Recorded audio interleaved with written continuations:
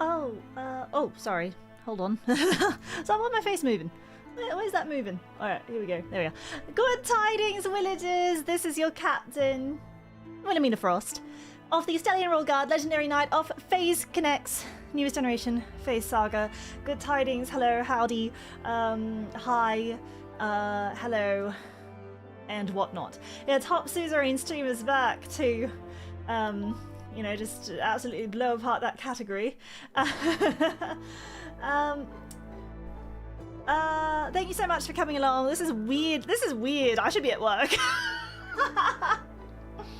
No, I should be at work. This is weird.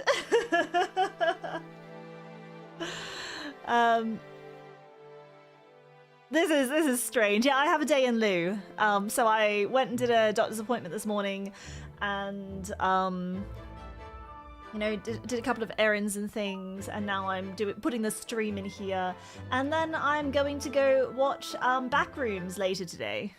So yeah, I kind of am still at work. So I really filled the day today, like, and then back at it again.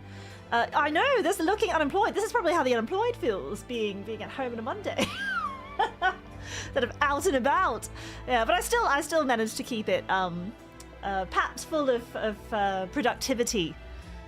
I feel a little bit like cheating with not being in work on Monday. I know, I'm gonna come in and I'm gonna miss all the work gossip tomorrow, whatever. They might have had like 4 interrogations, and you know, they've went in 3 side quests, all my fellow Royal Guard chums. And I also usually don't like this time, even this like time space, like this part of the day, I usually don't stream in either. So again, it's all quite weird. Let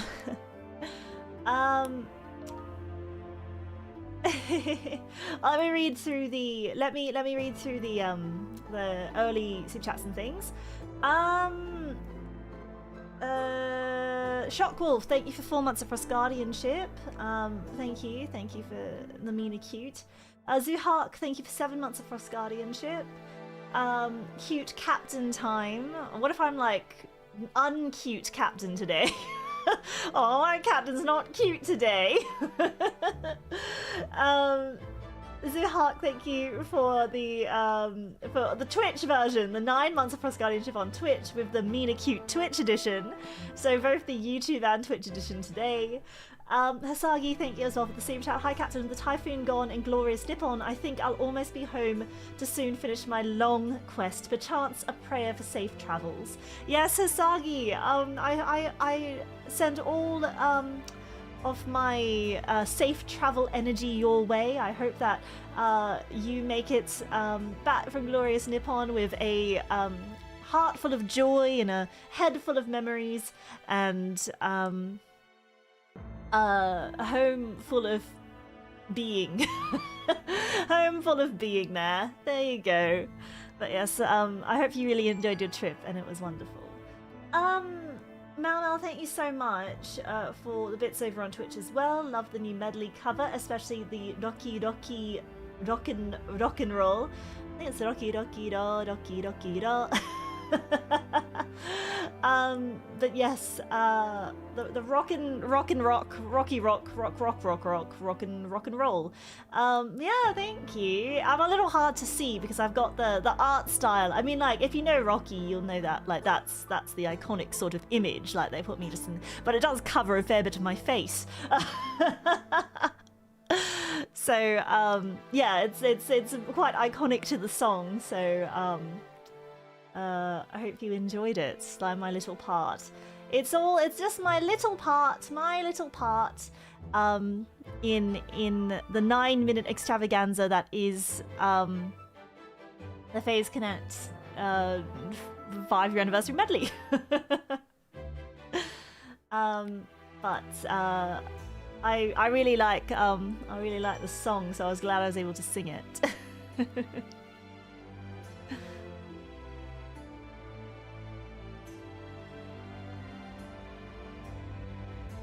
Toasty Enthusiast, thank you so much for the super chat. Beautiful singing in the cover, Captain. Thank you.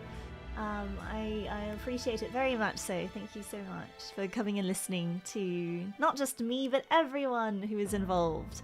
Not every, obviously, like, it capped out at 30 talents, so not every talent was able to make it into the, but all of phaseconnect is very happy that we've reached 5 years, so, yeah, I'm just really glad that I was able to participate. 404 Wing Not Found, thank you for 9 months of Frost Guardianship over on Twitch. I do appreciate it, thank you so much. Gerthan, thank you for the 9 months of Frost Guardianship over on Twitch as well. Greetings, Captain. Is this a sub baby? Oh look, a lot of you have given birth today. Many of you have received your stork sub babies. The Cabbage Patch has been quite active. Kaiser, thank you for the Fragante. Yes, type it into Yahoo Answers. I'm sure you'll get something out of it. Brew Kaiser, thank you as well for the super chat. Howdy, Captain. I wasn't expecting you to take an arrow to the face in a medley. Are you doing okay after such an injury? It's all right. I did it for the song, you know, like. Rocky requires me to take an arrow into the face, so in order to have done Rocky, we have to have an arrow to the face. It's just how it is. It's just how it is. I'm also getting close to becoming a Twitch baby. Wait, is the 9 months like do you give birth to a baby or do you become a baby? Are you fully gestated now?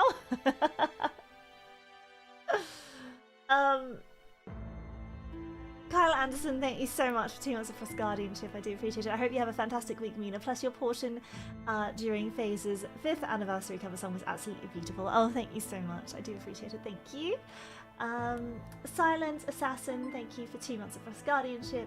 Uncute Mina be like, I think wizards are cool. And then you'd be like, Mina, no, Hammer of Light, thank you so much for... yes, the 8 months of Frost Guardianship. I'm so close. I'm also getting close to becoming a Twitch baby. Not quite yet. You're becoming the Twitch baby. Mendax says thank you so much, and I was for Frost Guardianship over on Twitch as well. Hello, Mina. I have some news regarding the offspring. Unfortunately, it's a sword. There's nothing wrong with that. And John, aka Proto, thank you so much for 4 months of Frost Guardianship over on Twitch as well. Okay, I'm up to date. We've actually managed to hold a 25-day streak here, even with time zones. Amazing, amazing. I loved your part in the Phase song cover. Oh, thank you so much. Oh, everyone's so nice to me. I think everyone did well though. Like, I feel like I'm just surrounded by a sea of talent, so I'm nothing special in them because if everyone's good, then no one's good. No, it's I just think that everyone worked really hard, and I'm just happy to play my part. I'm happy to play my part in a wonderful cover overall. Still have 19 days before my sub baby. I wonder if it's gonna be a sword. If you've played a Twitch WOD, as soon as you wake up, you can, while getting ready for work, you can maintain your streak. Oh, so it actually lets you, like, as long as you sort of, like, check in, I guess, even if it's not live. Yeah, because I feel like it would be a bit unfair if you had to, like, only ever be there while it was live, because, you know, there's some people that would be, you'd never be able to maintain a streak for, even if you really, you know, enjoyed them, just because time zones are hellish. So...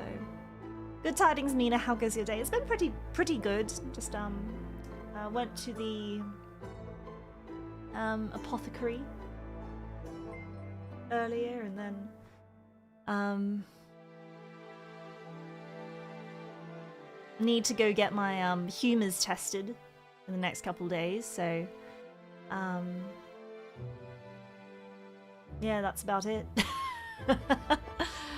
I'll need to check my sanguinous levels. I was actually meant to, like, they said, could you do this on your way out? And I was like, I've not drunk enough water for you to be able to take blood from me today. I'm very sorry.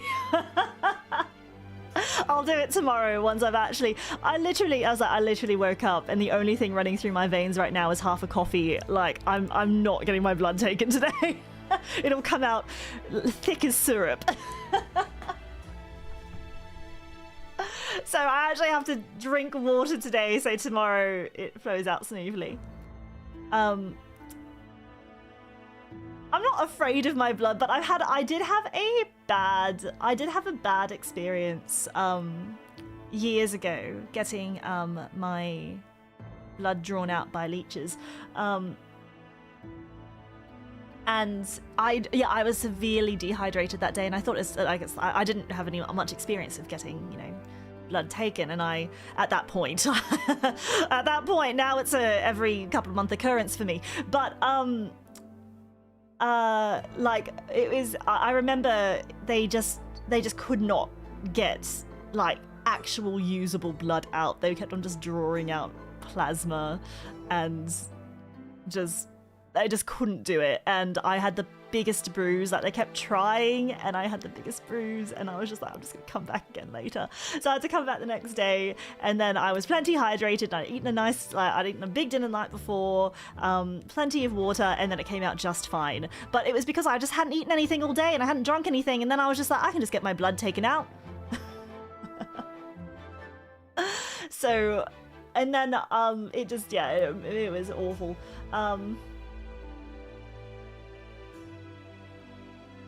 No, I don't pass out or anything from like blood tests. I'm not afraid of needles or anything. I don't like looking at a leech or a needle as it's being put into, like, onto or into my skin. Yeah, I also have quite small veins, so they often, I just have to make sure that it's quite that they're quite plump.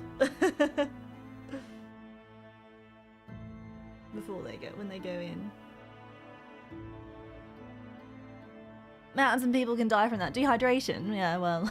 Yeah, it was just phase coffee. It really was. That day, it was like I just had phase coffee in my veins. The important of thank you for 9 months of Frost Guardianship over on Twitch. I've got one too. I see the stalk already. It's coming right now. Oh, bye, Captain I Fly now. Safe travels, Hisagi.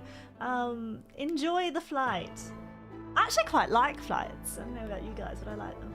And Asumi, thank you so much as well for the 6 months of Frost Guardianship. Hi, Mina. Hello.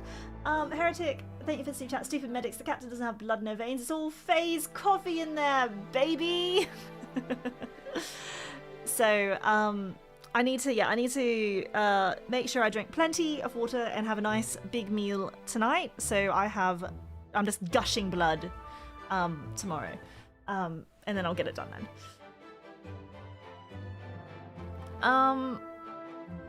But you made me remember I was once donating plasma and had a seizure. I woke up and, like the smart ass I am, I said, woo, let's not do that again. Well, I think you were right. You probably shouldn't do that again, Insect Devil. Thank you so much for the super chat, though.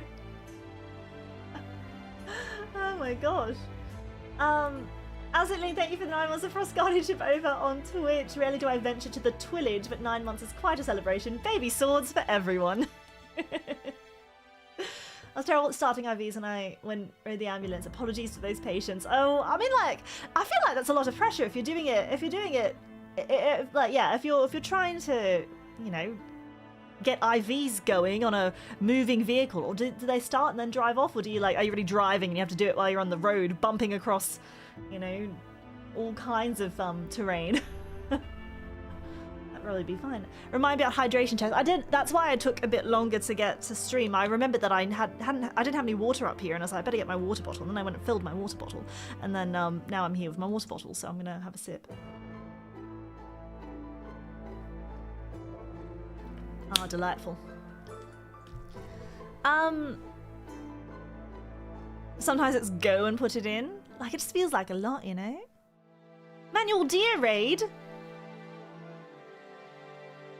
Thank you so much! Thank you so much, Yori! Yori-senpai, arigato. The deers are coming in! My gosh, it's like I'm in Nara Park! Or Miyajima! Or somewhere else with deer. Hello everyone, welcome in Raiders, thank you so much. This is your Captain Wilhelmina Frost of the Estelian Royal Guard, Legendary Knight of phaseconnect, newest generation Phase Saga.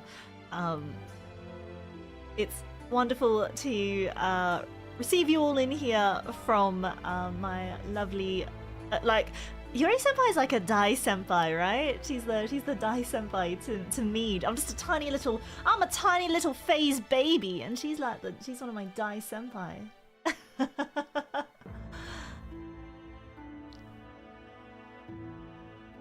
Granny Senpai. We don't go into that. Like, we're not saying that. She's just a very important senpai, you know. We owe a lot to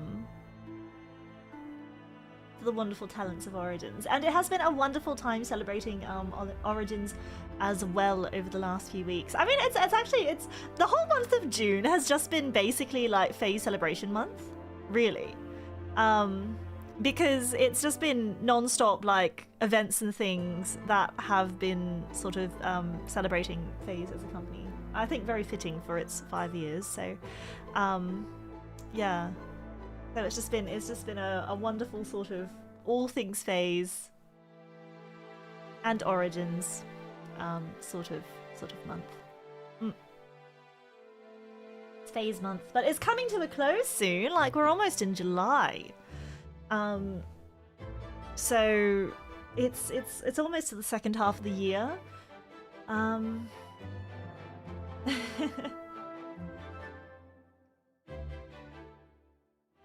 Beharit, thank you so much for the tip over in Stream Elements. Chronic illness requiring blood test monitoring on more than annual basis. Now Big Willie is bona fide phase material. I'm sick. I told you guys that I had a curse. Like I have a long-term curse placed upon me, but then I'm actually fine. Like I'm not decrepit. I'm not. It's not something that actually like interferes with my day-to-day enjoyment, you know. I just have to take a mix of things from the apothecary every day, otherwise I die.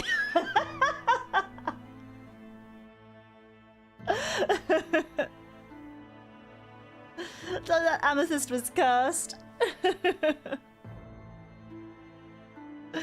I'm sure the wizard that cursed me is sleeping with the fishes, exactly. I'll get my revenge. And that's just how it be sometimes, exactly. Hi, I'm here, the delayed raider. I finally made it. Welcome. It's probably those darn wizards, you know? Consumptive Victorian waif night. Oh no, I'm dying of consumption. Coughs like a child. No, I'm absolutely, I'm fine. I really am fine. I promise I'm fine. It's just at this point in my life, it's just a bit of a minor inconvenience. That requires me to have ongoing testing for the rest of my life.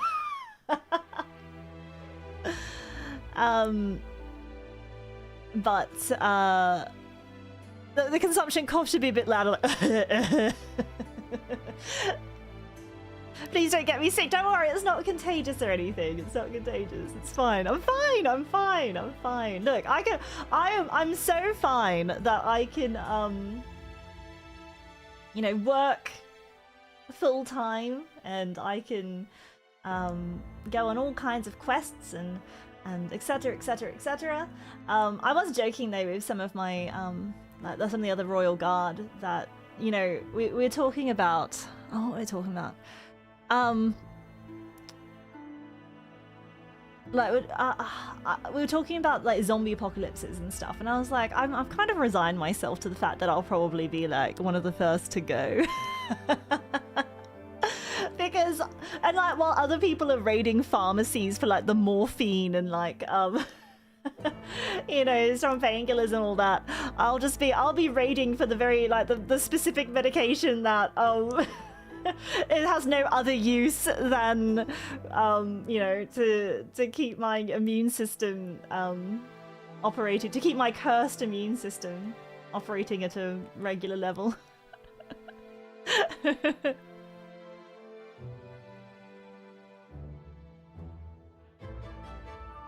Mina is dead. Dead serious about going to phasecon, that's right. I'll be a good distraction for the real survivors. It'll be the last to get looted. Yeah, maybe I'll be able to hoard myself a lifetime supply because no one will be looking for it. Like, literally no one. Except the other people with the condition, of course. Except all the other people cursed by that one wizard, you know?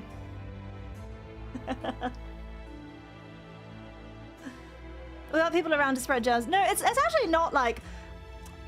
The apothecary that I take actually, like... Let's say that my curse makes my... Like, untreated, my curse actually, makes my immune system more aggressive. So aggressive, in fact, that it fights healthy parts of me. So what I take is actually something to calm down my immune system to the point that, like, it works less optimally. Yes.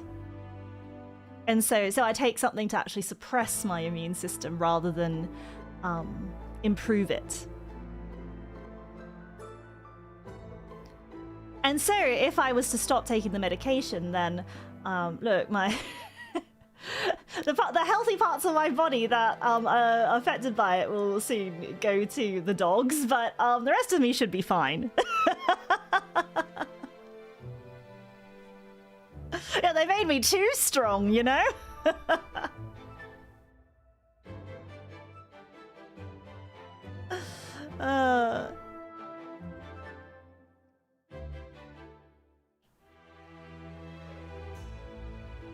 Yeah, I could maybe if without it, I'd be immune to the zombie virus and I'd be fine.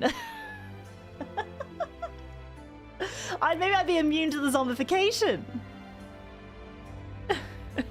Too powerful, my own body. Do I hoard my medication or buy it when needed? Just buy it when needed. I don't like hoard it or anything. It lasts a really, like, whenever I fill up my prescription, it actually lasts a really long time, so I never really think about it, to be honest.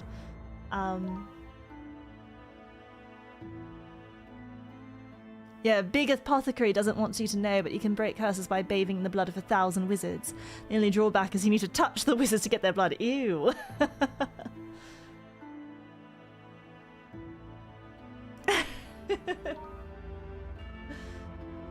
SVKR, thank you for 3 months of Frost Guardianship over on Twitch. Would an early morning Willy stream be called... Wait, hold on. Morning Wood? There we go. Beharit, thank you so much for the tip. You over on Stream Elements, you better be dead or in jail, and if you're in jail, break out. Mendax, thank you as well for the super chat. Anime title: This legendary knight's defense is too powerful for this world. That would be the title. Yes, that would be.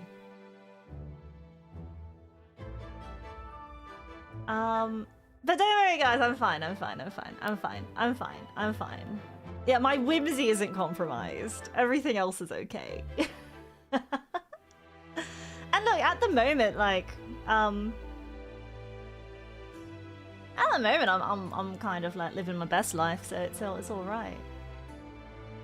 My whimsy's too strong.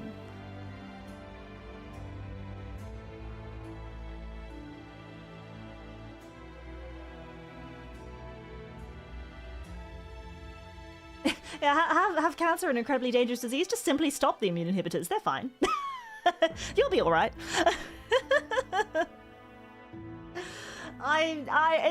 It's totally okay. Don't worry. I wouldn't worry about your captain. She's gonna keep on living forever. Yeah. Actually, I say all this, but like, you haven't seen when it's bad though. Like when I've had a very scary sort of moment with the curse, where the current sort of blend of apothecary tinctures and whatnot failed me. Like, it stopped working. So this will probably be coming up to my 10th year with the curse. I think I was cursed about 10 years ago almost. And a few at first, you know, the priest said, you've got this curse, and then put me on a mixture of apothecary and whatever. And it was all well and dandy for a few years, but then it just stopped working for me, and it like came back with a vengeance. The curse came back with a vengeance, and for almost a year, I was just in and out of testing in apothecary and like hospital visits and all kinds of things. And I had to quit my job at the time, which was it wasn't as a royal. Luckily, I got this Royal Guard job later, only a couple of years ago. But where the sort of adventurers guild that I was working for at the time, I had to give that up because it was just I could barely function. And one thing that exacerbates the curse is stress. So I think it was both the stress of the Adventurers Guild, plus I'm a lot better, I think, at coping with stress now. So even though I probably, like, I told this to the other Royal Guard the other day, like, oh yeah, for me, you know, for me, what sort of triggers the curse is like long periods of stress, and they were like, wait, so you were saying that this is less stressful than what you were doing before? And I was like, yep, it actually is. It actually is less stressful for me. Or at least I'm better at coping with it, I'm not sure. But then yeah, they put me on some stronger apothecary. Or they found like the right sort of the right sort of things. And then I've been performing quite well at it. But it does I think it just automatically drops my constitution by a few points. But yeah, it's fine. Yeah, it was a horrible year, and it was kind of it was the year that actually set me on the path to becoming a Royal Guard. Does my doctor know I'm questing Mina the Hollower? Actually, I should have mentioned that when I spoke. I spoke this morning to the priest, and they're like, "How's your curse going?" Like, well, they always ask like, "How's life?" before like, so they, "How's life? How's the curse?" And like when I talked about life, I should have mentioned I'm playing Mina the Hollower, and they're like, "Oh no." So I always ask, "How's life?" And I was like, doing quite well. And how's the curse? Yeah, it's fine, very manageable. Yeah, how's the curse going? Oh, it's fine, I'm fine.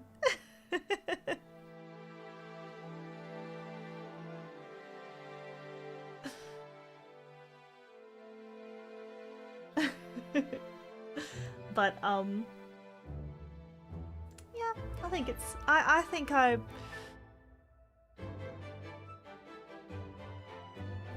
was all in all it was a successful morning. Would they know about that game? Probably not. They're a priest, not an adventurer.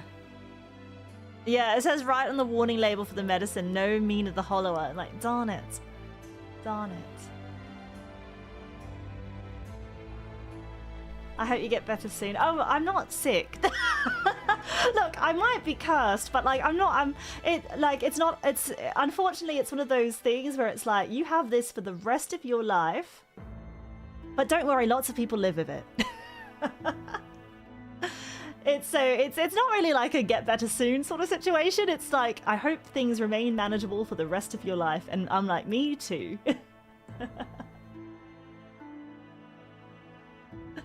Yeah, don't worry. I don't have like anime mother disease where I'll just like slowly waste away to nothingness. It's fine. And look, if my initial apothecary didn't fail and my curse didn't come back at that point, I actually probably never would have been set on the path that would bring me to phaseconnect today. I think. Like, I think I only sort of became conscious of, like, yeah, I became conscious of VTubers in the year that was, like, the worst year of the curse.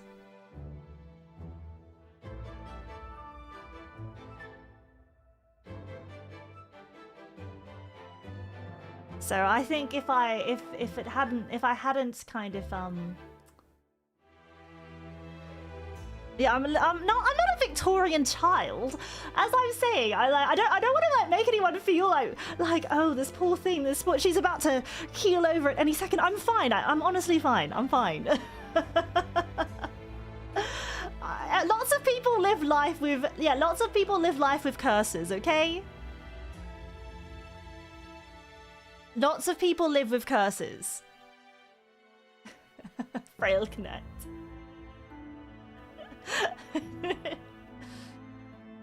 I've got consumption, oh no. What even was consumption?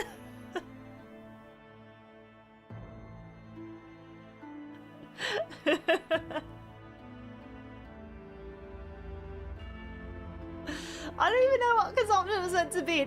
Oh, was it tuberculosis? I thought they were just being consumed. Like, oh, I'm halfway through the jaws of a lion. I'm suffering from consumption. Oh, they'll come back for the second half of me later.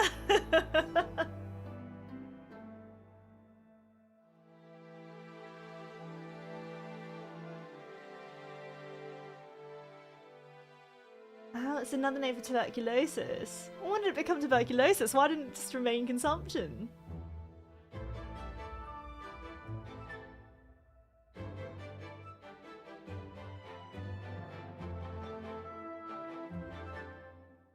A disease, yeah, there's a disease that attracts lions. Like you just become extra tasty to lions, and they one day consume you. Really should have done something about all those lions in Victorian London. They're just roaming around the streets. Just prowling, really. You walk around a corner, a dark alley, you expect to see Jack the Ripper, but no, it's actually a lion from the circus. And that's why lots of orphans died from it, because they were so small and easy to be consumed. That's why frail, small Victorian children died from it, because they were quite easy to be eaten. The lion does not concern itself with the opinions of doctors. That's because the factories, wait, they walk around a dark corner and they see in the alley a factory.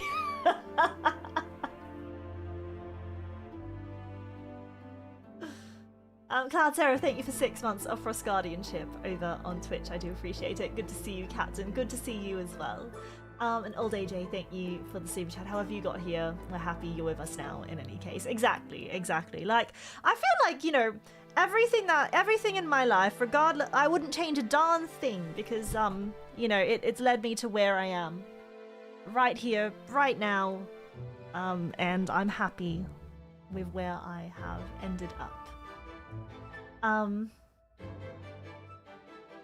So yeah, I'd go through a million more curses if it meant that I'd go through the curse again if it meant that I could be here. So.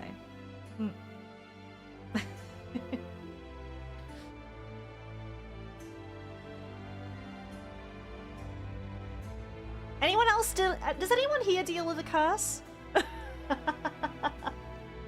Anyone here cursed?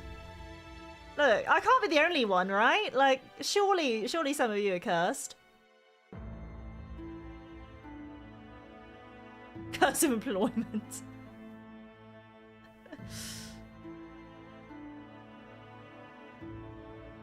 mental curses. Curse of being single. Some of you have the curse of taking the piss. Not the same kind of curse, but one I have to keep my eye on. Numerous curses. Curse to be too handsome. Ideal curses. No curses at all. No need for any apothecary, actually. Knock on wood. Look, I used to be the picture of health. I had to go and be bloody cursed. Like every time I need to, you know, undergo any sort of testing for my particular curse, there's usually like there's a sort of sometimes I'll have to do like this big sheet where you have to like tick all of the things that might be wrong with you.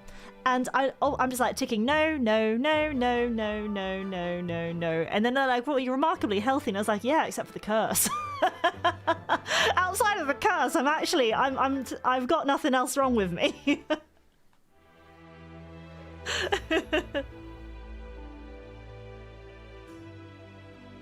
According to Google, you might actually have all of them. I took a call earlier about making an appointment to discuss curse analysis results. I hope that your curse will go well, and that it's all very manageable.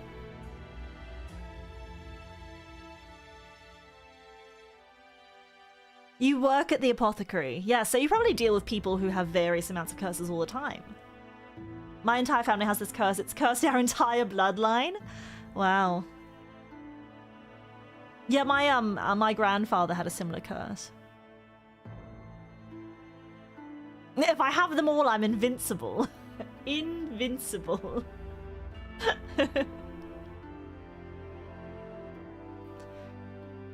I hate using Google and WebMD. Every time I look at my symptoms, it tells me I've got a curse.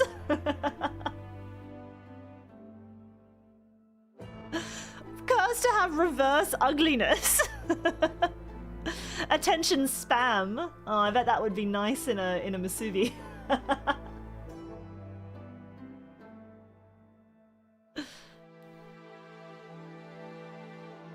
Most of the afflicted I deal with are miasma victims, but some do come with curse and they complicate things. You gotta pick up the upgrade that increases my damage for each curse I have during this run. Like my life is a roguelike. I like when Mina casts minus spelling mistake at us. Oh yeah, it's one of my favorites. I can't even quantify what's wrong with me. No!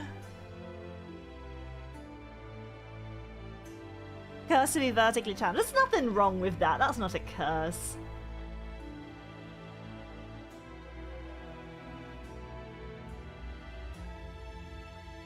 I think I'd rather be... I think I'd rather be short than... like insanely tall, because if you're shorter you can blend in a crowd, no one sees you moving around. If you're insanely tall, you will just draw attention everywhere whether you like it or not. Like just crouch, easy.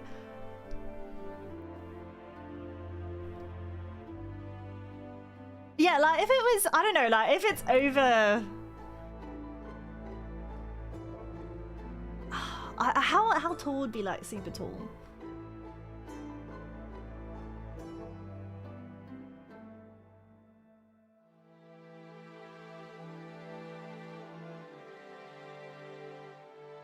Doesn't mean I have that curse, isn't only Erin are taller than you. I mean, if you put me in a crowd, I probably wouldn't actually stand out that much. I'm... what, 5'6" and a half? The half's important. I'm like 5'6" and a half, 5'7"-ish, just under, maybe. It's tall in VTuber world. Yeah, 169 is the perfect height. Exactly. 169 centimeters. Perfection.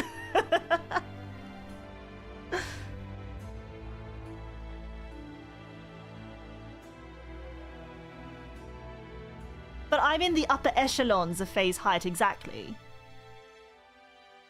But yeah, I think Astelia does sort of trend a little bit taller.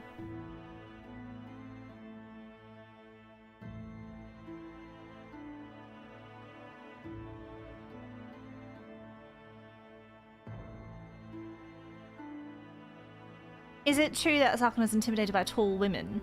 Or how tall is Sakuna? Like, what would be comparatively tall for him?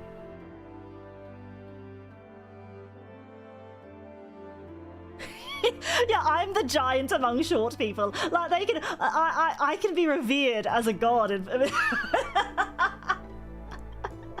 Because I lord over them in height, despite like it's a very sort of like big fish in small pond. If you transplanted me into just a regular population, I'm a very average fish. But I can take solace in the fact that in a very short pond, I'm tall and statuesque, really. Yeah, in the world of the blind, the one-eyed man is king. Exactly.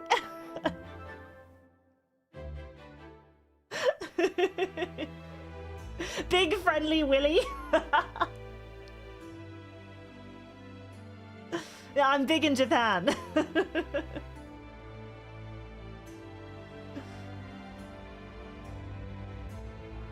Kaiju of phase. Although, like, I think, it depends on where, like, I think in general sort of like Asian standards, I'm probably also on the, especially for a lady, I'm probably on the slightly taller end. But it depends on what part of Asia.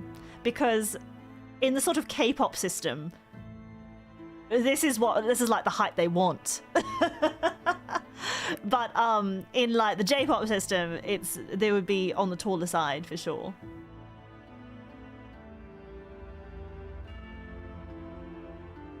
Yeah, Erina still beats me. Like I'm a knightlet, I'm a what's the word, like something let, compared to Erina.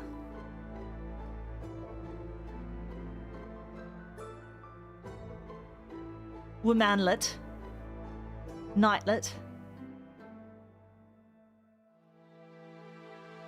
knightling. Yeah, Erina mogs me. She height mogs me.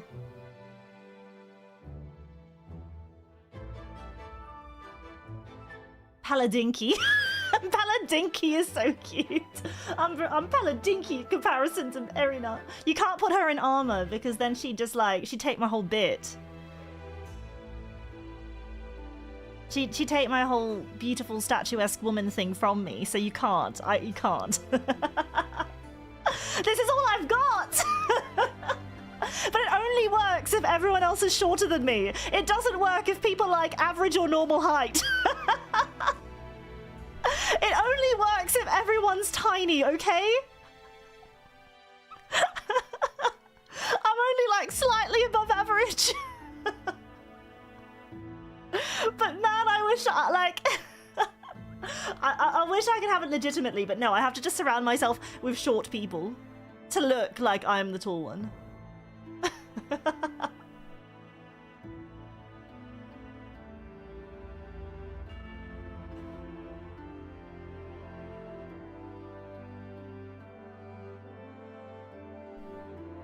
I mean, knights don't have to be taller than average.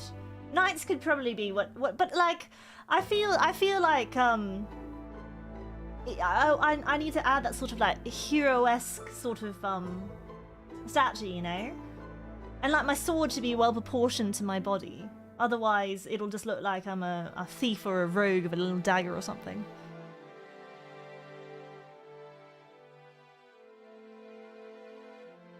A weedy little knight.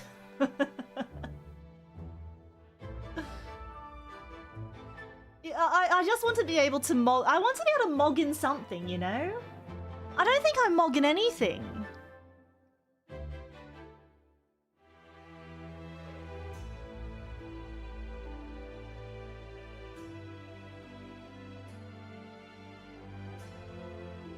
I'm mogging whimsy. In adorableness, like overcompensate like guts. Yeah, maybe if I just have a bigger sword, then it won't matter how tall I am. If I just have a really big sword, then it won't matter how tall I am. I could kind of just look like anything, right? Yeah, my immune system mogs. I need the apothecary to hold back how strong mine is. Exactly. Fate, thank you so much for joining the Frost Guard. I do appreciate it. Gulligan, thank you so much for 4 months of Frost Guardianship as well. What's the occasion for the Monday afternoon stream? I have the day off. So I actually had a extra day. I had to come in and do some Royal Guard work over the weekend. Therefore, I was able to take today off as a day in lieu, but I managed to just fill it up with all kinds of appointments, so it's not really like a day off, it's like a day with much to get done. Yeah, I really should start playing Suzerain soon, but one last topic of conversation. I managed to finish an entire book over the course of, like, the weekend. Because I just, like, I read very, very fast because but I couldn't put it down. I devoured it. I, like, absolutely devoured the book. No, not Fourth Wing. I read, not the Arson book, actually, but it's probably similar. Like, it was probably, it's not, no, I didn't finish the Fourth Wing, God. I started and finished a whole new book. It was None of This Is True by, oh God, what was her name? Like Lisa something. Not Lisa Simpson. None of This Is True. Lisa Jewell.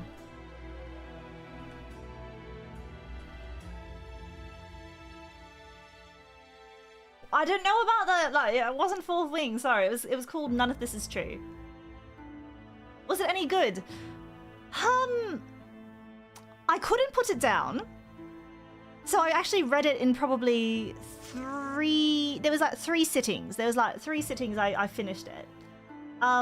Women in their thrillers. I actually don't normally read thrillers. I don't, but this was one of the, this was the book club pick for the second half of the year. So I was like, fine, I'll just get it out of the way. Like, I'll start reading it because I don't want to end up at the next book club and then, like, not have read any of the books. That's happened before. So I was like, I'll start reading it and then hopefully, because this next book club is at the end of the year and this is one for the second half of the year. There's a book club at my work.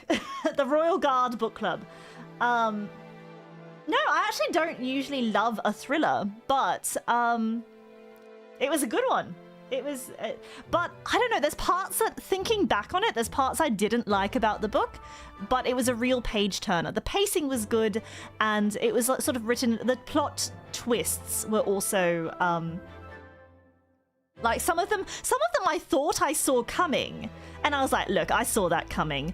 And then later on, it gets twisted on its head again, and I didn't see that one coming.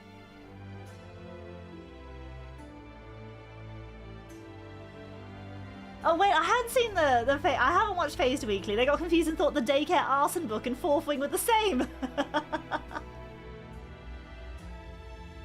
Yeah, it was really twisty. It was a very twisty book. So if you like books that are twisty, then yeah, it was twists in twists.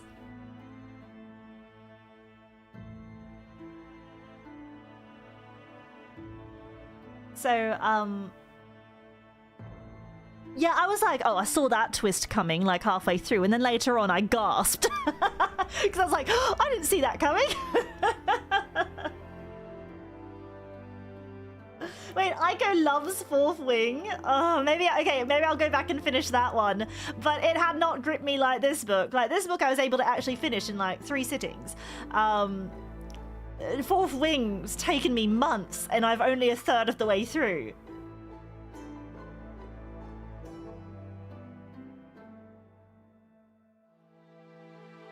But if you like unreliable narrator as the genre, if you like thrillers with unreliable narrators, you'll probably enjoy it.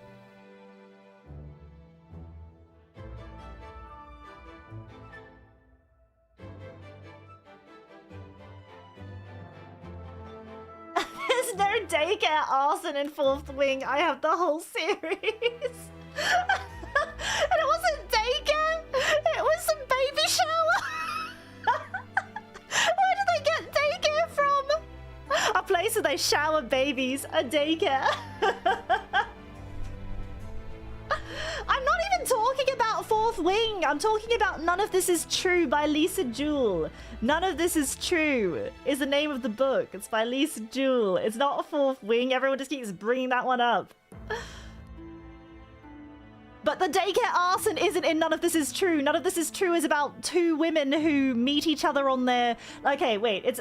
So the basic premise of the story is there are two women who cross paths, and they're both celebrating their 45th birthdays. So they actually just like by chance they meet each other at like they're each at their own birthday dinners, and they cross paths, and they're both 45 years old.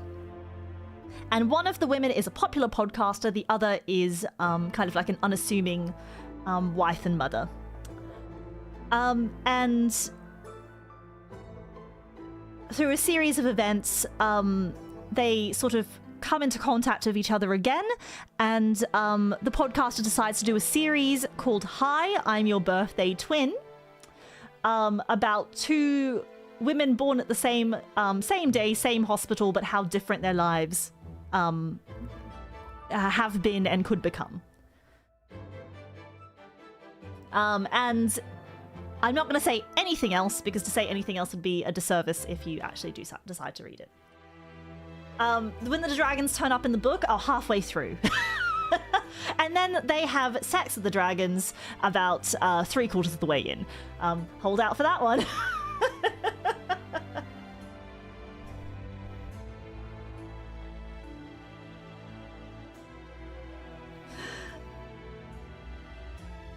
Yeah, there's definitely like, it's not the most incredible, like I wouldn't call it like a piece of like writing literary genius, but it's well written, well paced, and it's like, if you like sort of pulpy page turner fiction with plot twists, you'll enjoy it. Like, don't expect something highbrow and like, oh my god, this is the most intellectual of intelligentsia I've ever seen in my life. If you like thrillers, if you like psychological thrillers, if you like suspense, if you like kind of a bit of like crime fiction maybe as well.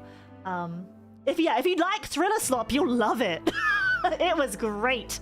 Thriller slop. Excellent. If you like pina coladas and psychological thrillers in the rain. Really dragging out. But anyway, I'll have to finish reading Fourth Wing so I can provide my unequivocal review on that.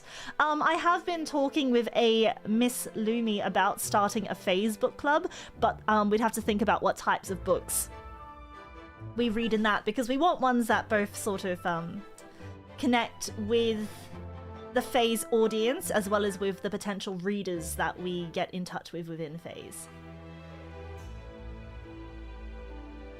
But it seems that we actually both share quite a few opinions on various like book genres and things.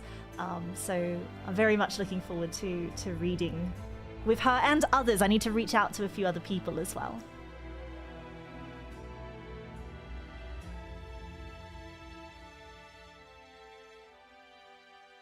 But hopefully we'll be able to do something. Anyway, speaking of reading, I'll probably wrap up in about hour and a half, 2 hours, so I think that we need to get into some Suzerain like quick smart right now in order to get our Suzerain fill.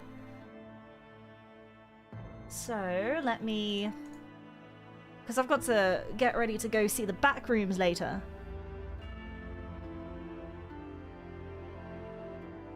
Has anyone seen Backrooms? Is it good? Like, will I enjoy it? Knowing that I enjoyed watching Obsession, how's Backrooms comparatively?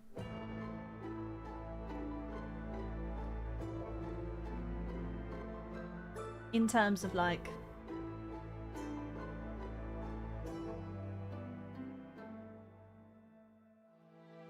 good but a little confusing. It's good.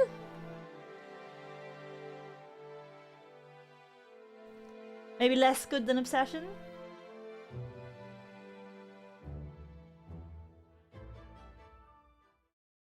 Reviews mixed. Good movie, highly recommend if I like. I do like yeah, psychological horrors.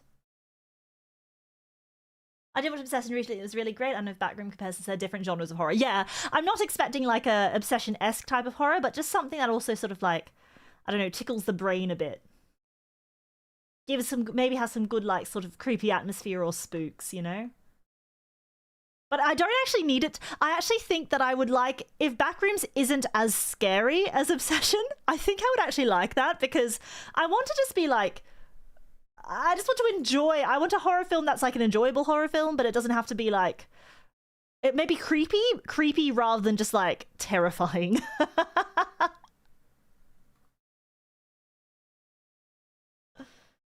Okay, atmospheric and not as scary. I think I'll enjoy it then, like as a sort of palate cleanser.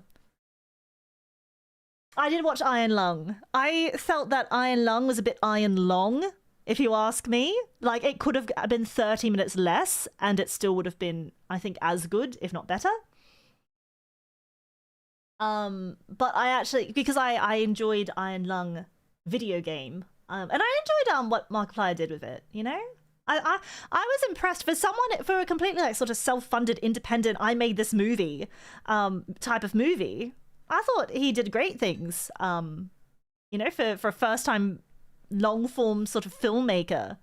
Yeah, I thought it was great for what it was. Like, it probably isn't going to be my film of the year, but I don't know, I'd be willing to watch more things that he creates in that sort of vein, you know?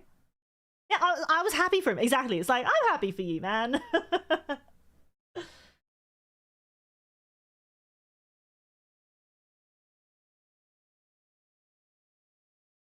All right, I'll move myself to this corner.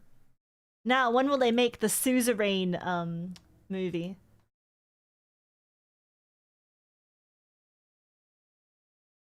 Yeah, for budget and scope, it was good. Wait, what is everyone's movie of the year? Has anyone, like, what's your film of the year so far? We're halfway through. Has anyone seen a real banger that they think this is it? For me, I really like Project Hail Mary as well. Oh, right, it does this. Yeah, Suzerain does this. Hold on.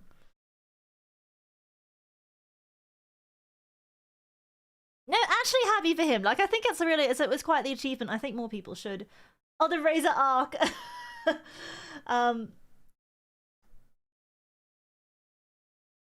I really liked that as well. Obviously, like, I liked it so much I slept in the following day because I was so exhausted from how much fun I had. Yeah, Hail Mary and Obsession I enjoyed as well. Like, both of those I think would be in my top list for this year. Publisher for Backrooms is stupid. They invested into AI just after the producer said he heavily dislikes AI. I've hardly seen anything from this decade, yet alone this year. Maybe we should also have like a Villager movie watching club, because I just like media. I like movies and films, and actually I prefer films over television shows. I find that television shows can be such an investment of time. And not often, only sometimes is it a worthwhile investment of time. It feels like sometimes you use so much time to invest. But books are good for the soul and the mind. Movies are also good for the soul and also kind of the mind, I guess. If there's real thinkers. All right, let me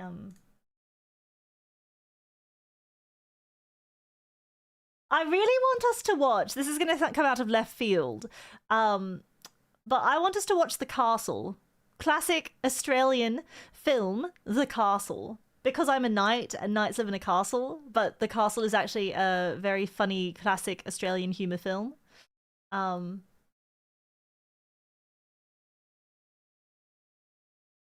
The Australians in chat might know, especially if they're kind of like, I don't know. I feel like it's mandatory viewing if you're a well, not necessarily Australian, but Australian person of a particular kind. I can't say too much, otherwise I give too much away. But I had to stop myself before I finish that sentence because I'll give way too much away.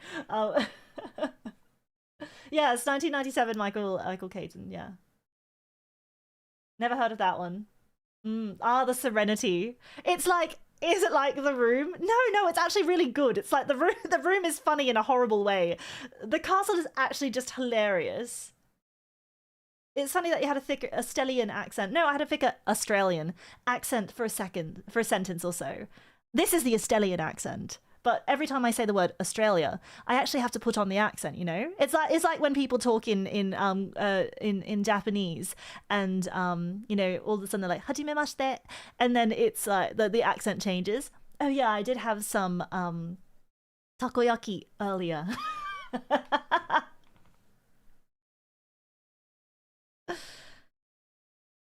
Yeah, it is. It's pure Aussie Kino. That's exactly it. You've probably never heard it. If you're Australian, you've probably heard of the castle. If you're not, you've probably never heard of it.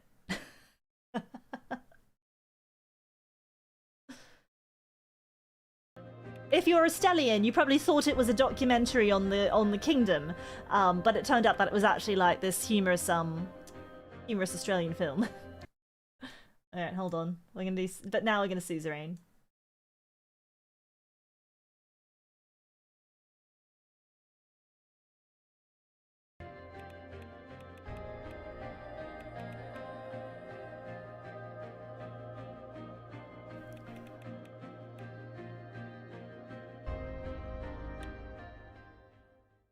All right, let's see. Time to make some bad decisions.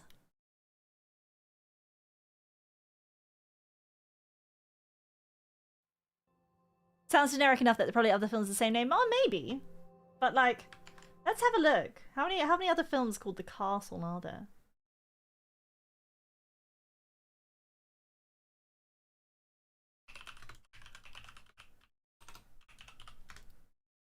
It's literally the first thing that comes up. Like, it's like literally, if you write The Castle film, it's literally the first one that comes up. And it's just got it's just all the way down.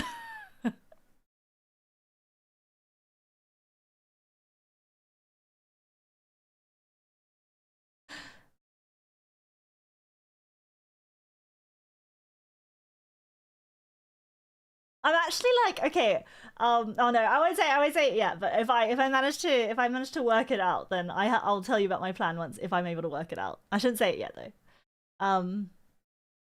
Not what I expected for a promo image, like a man in a dressing gown underneath a plane.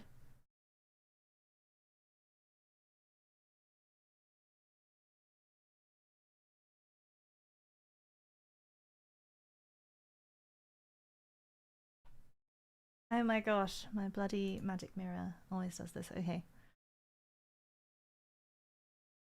I'm down to 20% despite starting at 91%. I can't even see what the horror thriller one.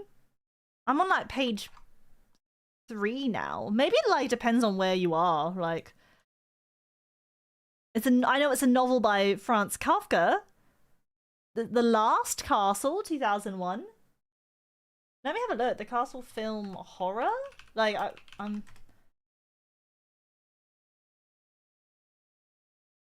Oh, the 2022 South African film. And the 1963 Italian Gothic horror? Yeah, I don't think I'm going to go for the 2022 film The Castle, which has a 3.5 out of 10 on on IMDb. Oh my god, how bad is it?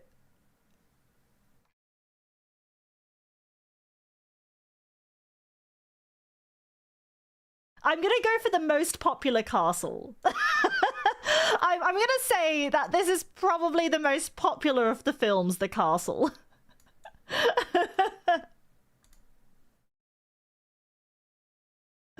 But it probably wouldn't be on any streaming services because it came out in 1997. Oh wait, apparently it's on Netflix, but maybe only in. Oh wait, it's only it was on Netflix at one point.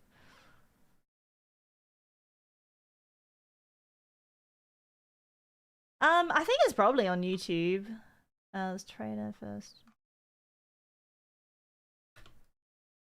Where to watch? Yeah, you can rent it on YouTube from $3.99 on a Stellion.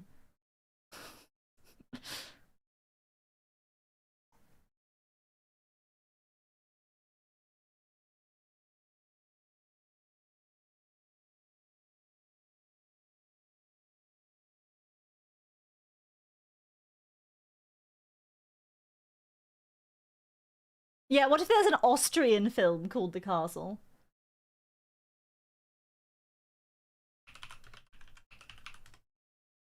But yes, I think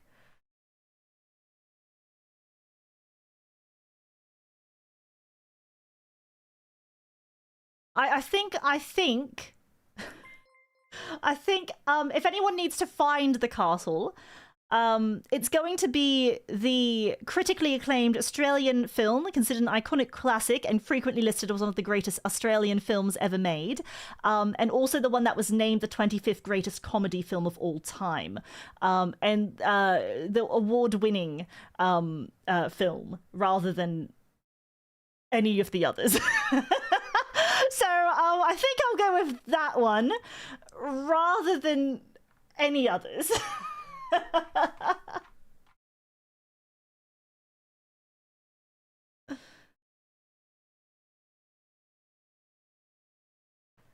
But maybe if we're feeling really frisky afterwards, we can watch the 2022 horror film The Castle that got like a 3.5 out of 10 on IMDb.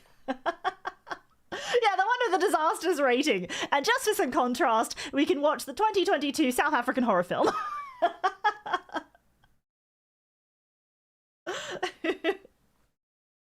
As a bit of a palate cleanser, you know?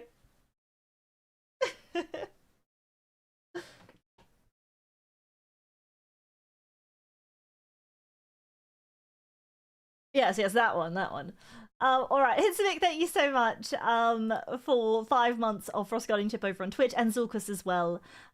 Thank you for 9 months of Frost Guardianship. Oh my, a good tidy. Oh my, would you look at that? A Twitch baby. You've had your Twitch baby, or you are a Twitch baby. We haven't quite decided whether you are or you become one. I must pat Thunder Puppy, thank you so much for the super chat. Captain, no, don't wish for a bigger sword. Slippery Slop, next time you're modifying your horse so it makes loud noises and waking up babies. What? Is that what happens? Why can't I wish for a bigger sword? I mean, I can't wish for it. I could just make one. Like, I could just find a large hunk of iron. It'll be right. Anyway, let's Suzerain.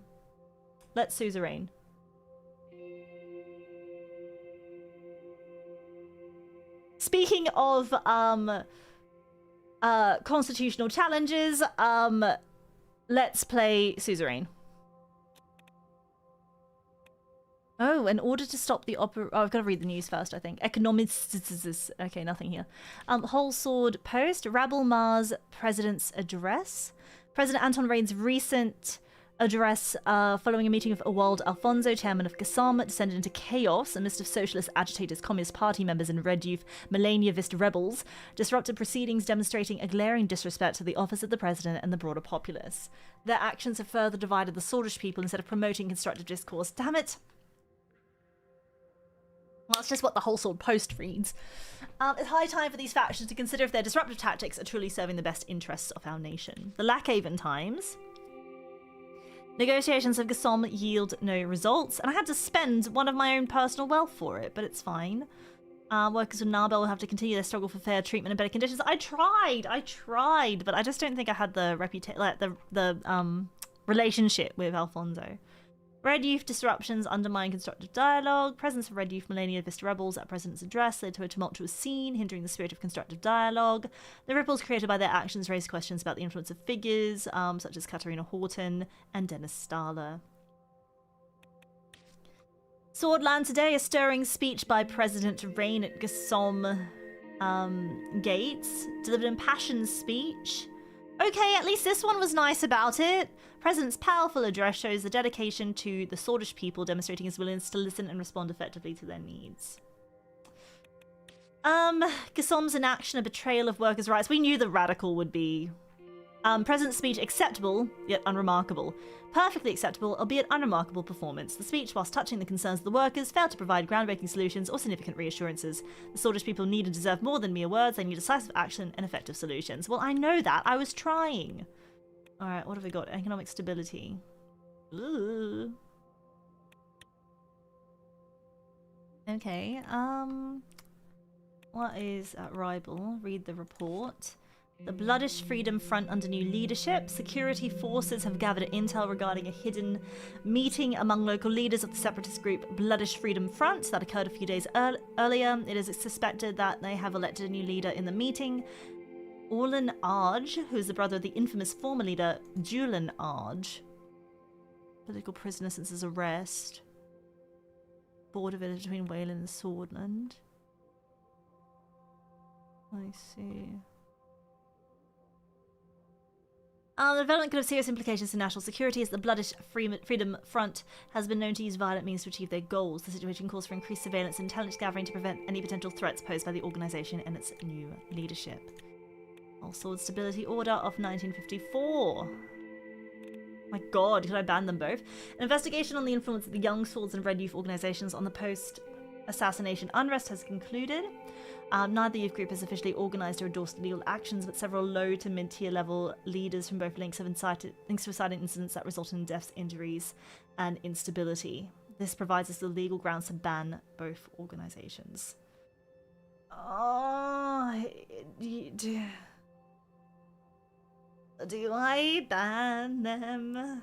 Or I feel like I can't. Like, it's a democracy, right? I mean, they're both being horrible, but I think I got to just leave it. Like, I can't. Yeah, I'm sure they'll give up all their illegal activities. Like, I need to be working with them. I just don't, like...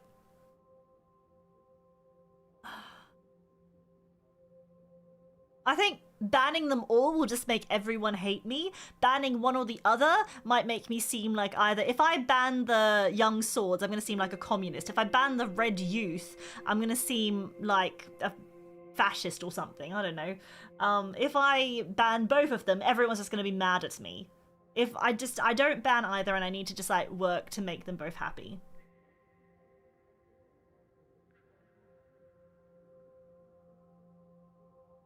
Because I think I've got to... They just come up with... Yeah, they come up with new names, like the Youthful Swords and the Crimson Youngs.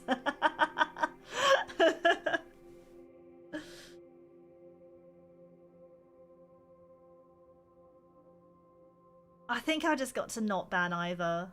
Otherwise, I think I risk just like alienating everyone and forcing everyone to hate me. When I need to be working with them rather than against them. I want to, and like it's democracy, right? Like democracy means that everyone has, at least I should be giving the people have a voice. And if the people don't have the ability to speak, even if it's a stance that I don't necessarily agree with, even if they're being radical, like if they're both radicals in either direction, like the Young Swords and the Red Youth are just radicalizing in either direction, but I don't think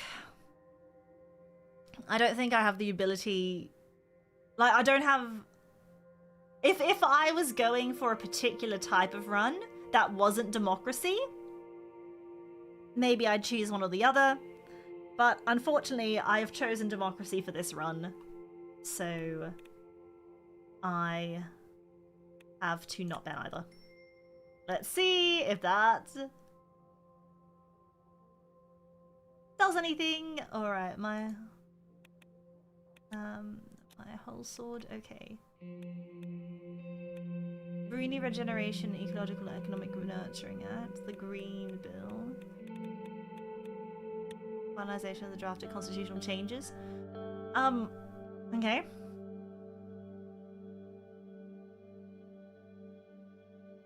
That's not what democracy means.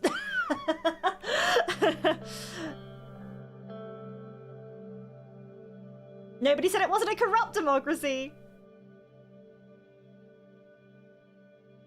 Yeah, I think like also the superpowers are watching to see what I'm doing. So if I make a sort of implicit denial of communism, big communism is probably going to be like, we're going to do something about that swordland. If I make a,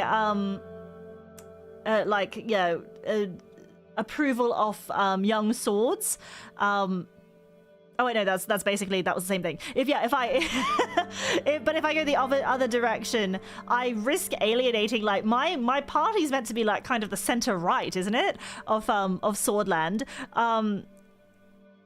Like, I kind of alienate part of the base that I need to help support me, even if I don't want it to be like, even if I want them to move more centrist rather than me moving further right.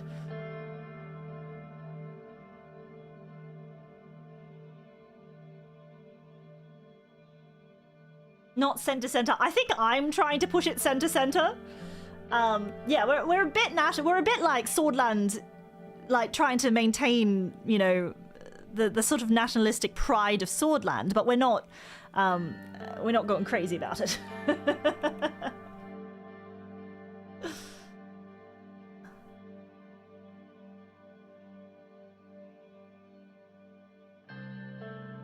Alright, Constitution of Swordland. The Reform Committee finally brought tangible results and the drafts of the changes are about to be presented to me.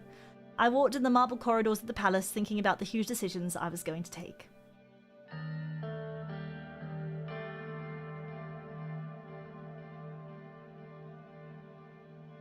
Big communism not liking that. At the entrance to my office, my secretary Livia greeted me. If I try to please everyone, then I please no one. Well, that's the run. Unfortunately, this is the... I try to balance everyone's interest run and create a fair and just Swordland that maintains the principles of democracy. If you want to see the me being a dictator run of Swordland and Suzerain, stay tuned for future episodes. If you want to see me be ultra-communist, stay tuned for future episodes. But this one is trying to see what happens if you try to stick to the truest underpinnings of, you know, thinking about what's best for the people.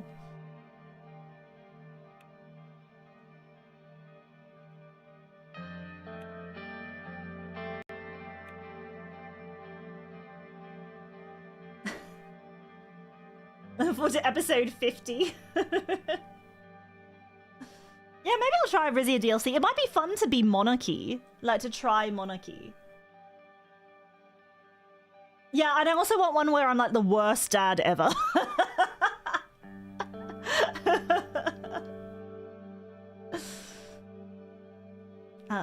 Good morning, Mr. President. Good morning, Livia. How are you today, sir? No, I'm not flirting with my damn secretary. I have a wife and kids at home. I also don't like trust her. Like, I don't know. I don't trust anyone who wasn't there, like, at the beginning. Oh, actually, maybe no.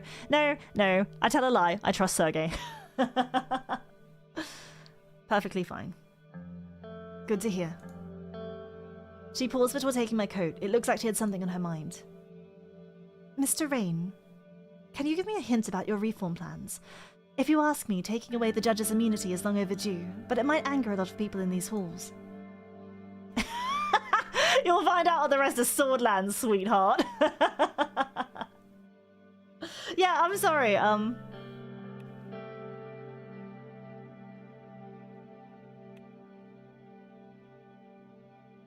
nothing's been decided. I think just non-committal, nothing's been decided yet. I hope you keep me informed. I'll take your coat now. Livia left to hang up my coat. I entered my office and sat down. Not long after, Peter, Lucian, and Nia arrived. Good morning, everybody. Good morning, Mr. President. Good morning. Time to finally get this proposal going. Peter placed the draft in front of me. After your modifications, we'll be starting the process. Can we go over each of the points under discussion for the draft? Well, apart from the first two sections, decreasing the Supreme Court's authority and limiting the presidential vetoes, nothing else has been agreed on unanimously. We could start talking about Section 3. This is about the impeachment process of the president. Currently, in cases of high treason and breaking the Constitution, the Supreme Court may impeach and try the president. Most reformists want the impeachment to be initiated by the Assembly. They think that they do not have any power over potential rogue presidents that would try to abuse their power.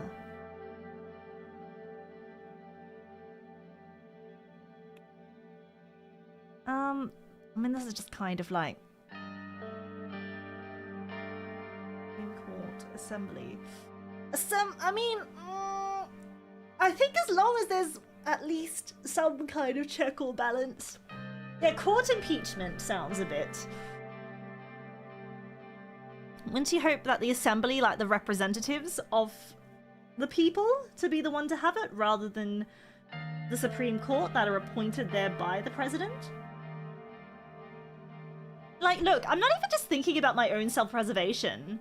God's least obvious spy.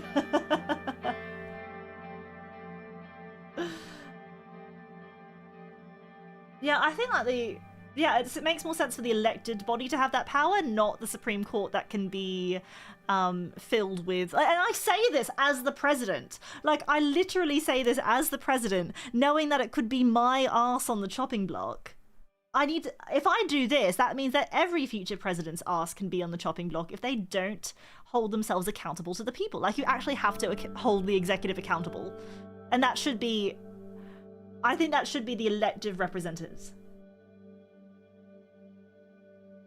Like, and yeah, you don't... I feel like the Supreme Court actually has so much power at the moment that...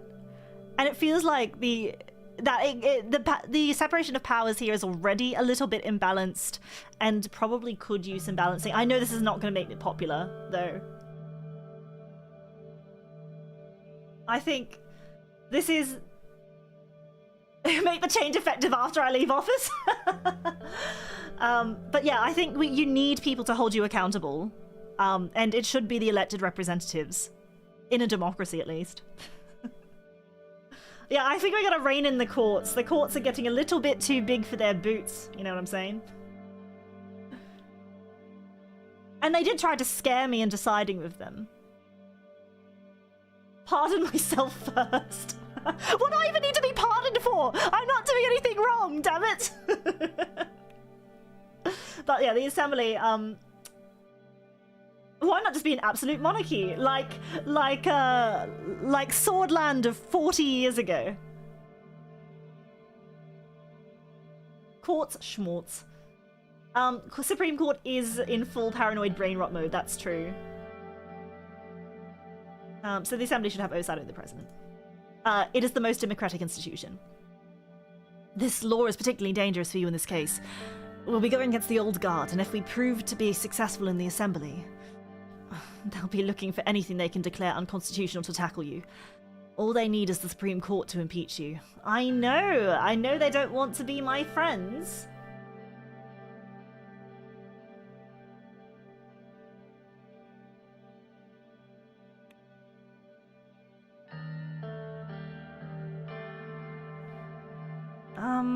And what if we don't succeed? The court can have me impeached. Oh no, my own plan, backfiring.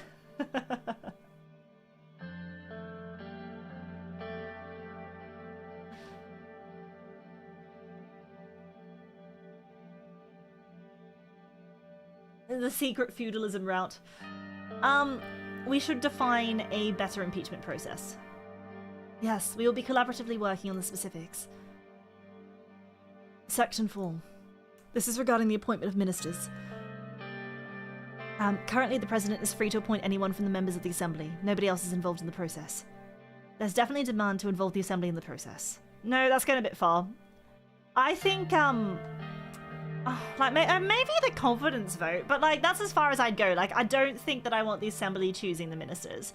Like, I should be appointing my cabinet, because I know I should be appointing the people that I think will work best for me. Whoever's the next president can appoint that, but no, this is the executive, I'm allowed to choose. As long as the ministers, so, like, they are members of the Assembly, people have already elected them to be a representative, I should then be able to pick who gets to be the minister, though. Like, everyone gets their say, but I should still be able to pick my ministers. I need to pick my cabinet.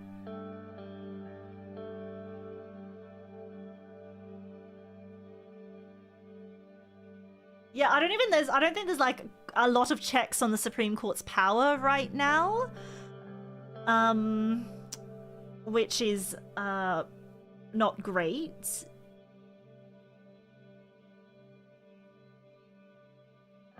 Sounds like nepotism over extra steps. Yeah, would we ever get anything done if the Assembly had to weigh in on even ministerial appointments? Like, I think the Assembly has more... The Assembly needs to be passing laws and, like, thinking about things for the good of everyone. Ministers are just there to oversee a portfolio, you know? Of projects, and they're not, like... Anyone in the Assembly should theoretically be free to... pick your cabinet. This isn't IKEA. Oh, God.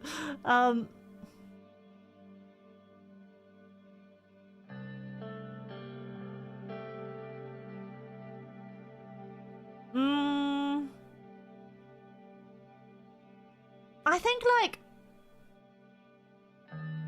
maybe I'm happy if it makes it,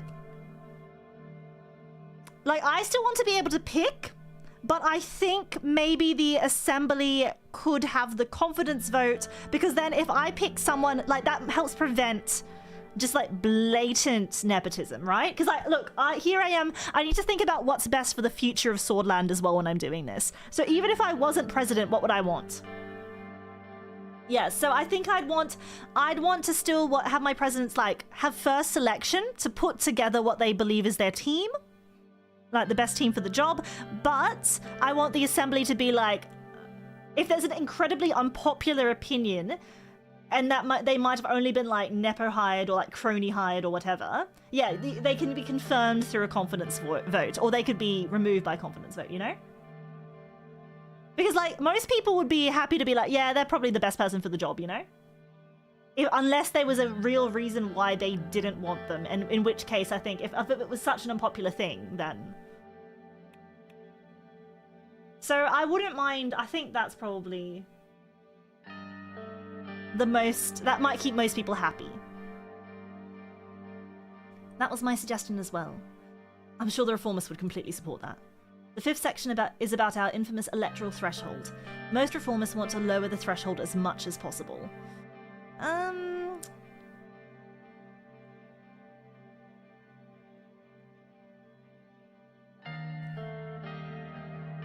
Mr. Richter and his PFJP definitely want to see change on the topic. They find our 10% threshold to be anti-democratic, which is something I also agree with. Okay... Yes, but this is a delicate matter. The party, and I mean, not even Albin wants us to change the threshold. They think that this would destroy our party in the long term. Not wrong.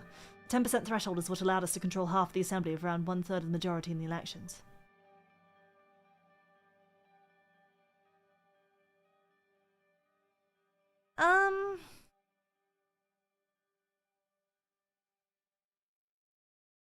Is there like a... Could we go just a teensy bit lower? Or is it, like, completely gonna destroy us?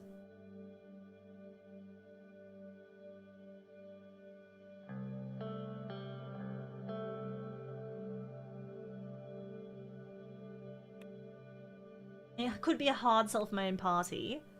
I'm gonna ask, like... Do you think it would really hurt the party? I think this is a national matter, Mr. Rain, not a partisan one. It's a matter of both when we have the Communist Party and the Workers' Party of Bloody are getting more than 5% vote in the last elections. Decreasing the threshold might mean opening their way into the Assembly. And of course that would mean that the USP might lose its majority of the Assembly, sir. We can't allow communists to enter.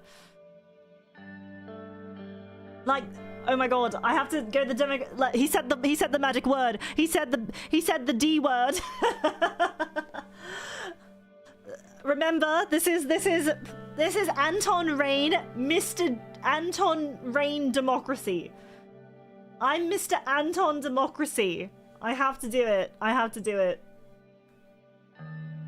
If our own democracy is the reason of our downfall, we have to accept it. I agree with you, Mr. President. Lucian continued the next section. Section 6. This is about the presidential decrees. Reformists demand more limitations to the president's executive powers. Mr. Richter has demanded them to be completely removed.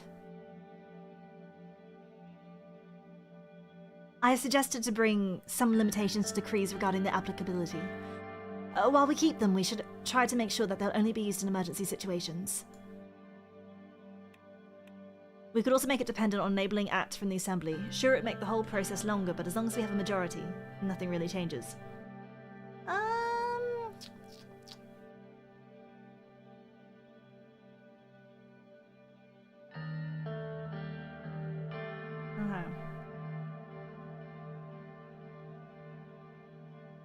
Enabling act, maybe. We'd have, as long as we have a majority, nothing really changes.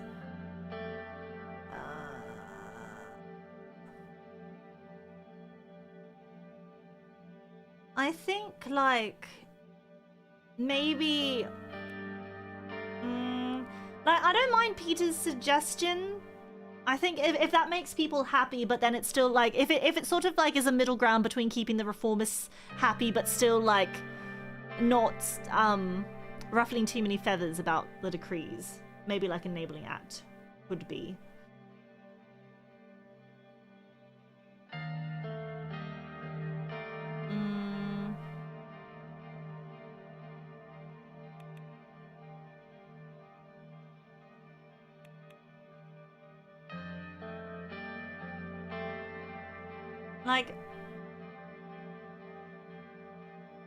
Like maybe, yeah, emergency situations. I don't want them to be completely removed, but I think maybe just limitations.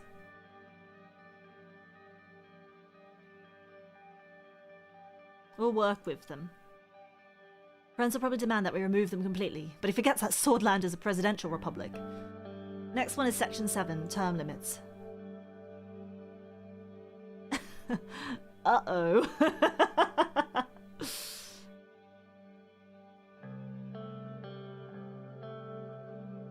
I think you should actually have a term limit. Like, I'm Rutro Raggy. Especially if this is like a presidential republic and the president has a lot of power, I think there should be term limits. Rutro Raggy. No, I don't aim to leave anytime soon. I think term limits are necessary. I agree, we can't allow someone like Sol holding onto a seat for 2 decades again. Hey, if people keep electing one person, that means they really are content. The masses are scared of change. Even Sol knew he had to leave, but we'll leave it to the president to decide.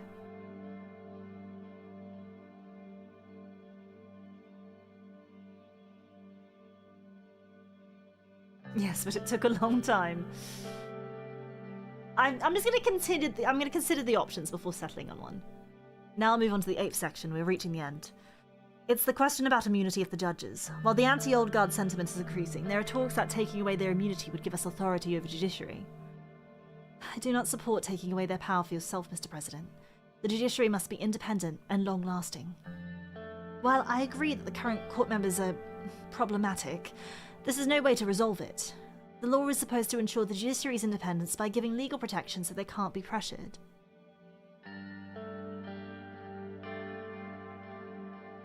Well, they need absolute immunity in theory, but look at what reality got us. We've got to deal with the most corrupt Chief Justice in the world, with no chance to deal with him.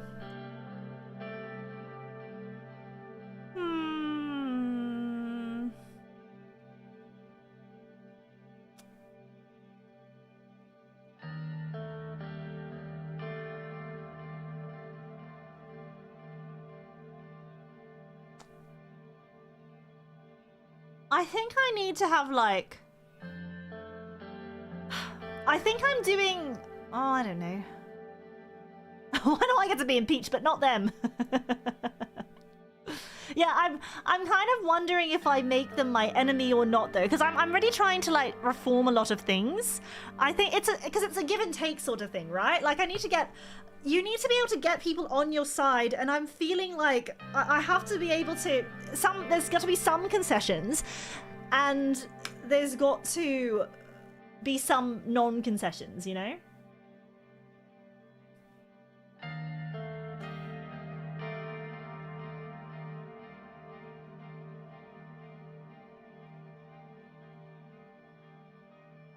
So while anti-old guard sentiment's decreasing, there are talks that taking away their immunity would give us authority over judiciary.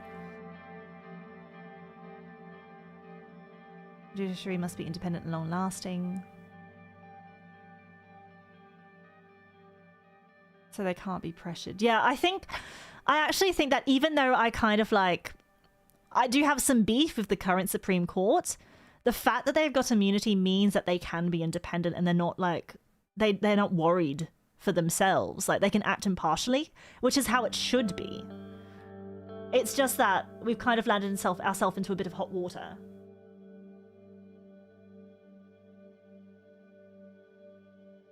So, I actually think that, like, in an ideal world, yeah, like, we need absolute immunity in theory, but I also think I need to, yeah, it's a corruption issue rather than, but I'm already trying to take a bit of their powers away from them. But I think because I'm already starting to ruffle some feathers, I need to, it's going to be a game of balance. So I actually think that this could be my olive branch, because it's actually how I think they should have it in order to remain impartial and independent. Even though the current one kind of sucks, but he'll die.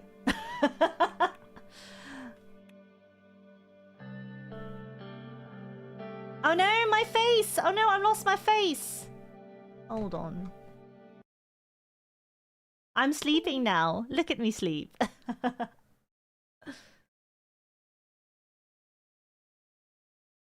Yeah, I think they probably already hate me at the moment, so... Oh no, look how asleep I am! Alright, we should respect their immunity. That might be the best thing to do for now. If we agitate the court further, we might lose our chances of Mrs. Edmonds as well. Yeah. Yeah, because we'll need to... Because remember what they said earlier? In order to pass some of these reforms and to get this through, I'm going to need to have some of the Supreme Court on my side. And if I completely, like, work to... I'm not going to pass any reforms if I literally make enemies of every single judge ever. Right? The last one is the question of Sol's legacy, basically his Member of Honor law. It gave him absolute immunity even when he's retired. He's a permanent member of the Assembly as well, but luckily he doesn't really attend anymore. Alright, what about Sol? Like, I actually don't hate Sol. Like, even though Sol kind of went a bit off the deep end towards the end of his terms, Sol did a lot for Swordland. I don't know. I feel bad. Is that just me being sentimental?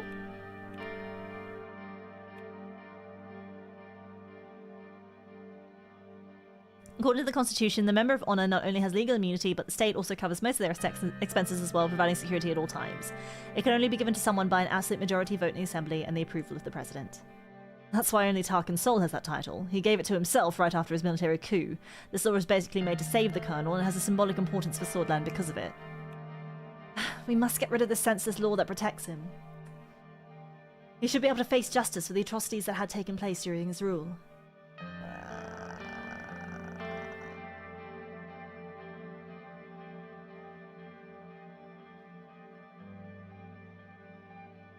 Like...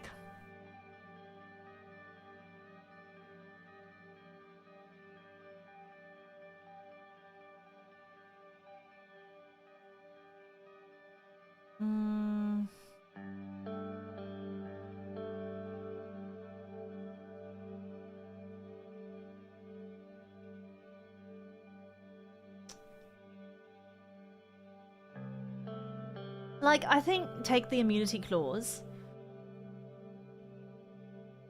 Every president should gain it? Oh, I don't know. That feels like a bit much. I don't know. I feel so... why am I like... He kind of committed war crimes. Maybe. We could keep the title but take away the immunity clause. Like, yeah, we could do that. We'll spy to see if they're trying a coup. Maybe we could try it and see. That would be enough to hold him accountable for his actions, but why would you want to keep such a title, Mr. President?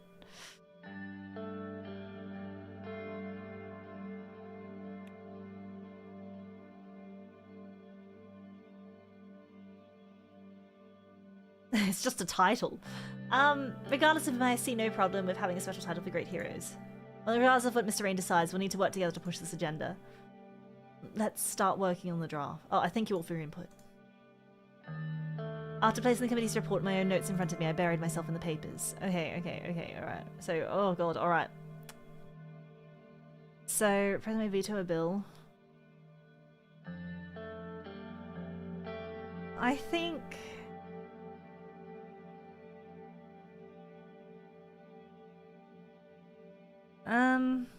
I think a limit vetoes override. Like, that's three-fifths of majority. Like, I'd have to be pretty unpopular for them to stop my vetoes.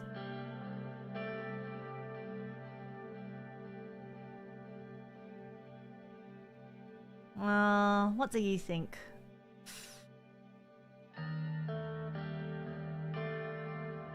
I think because, like, there might be some bills that I really hate, so I think limiting might be good.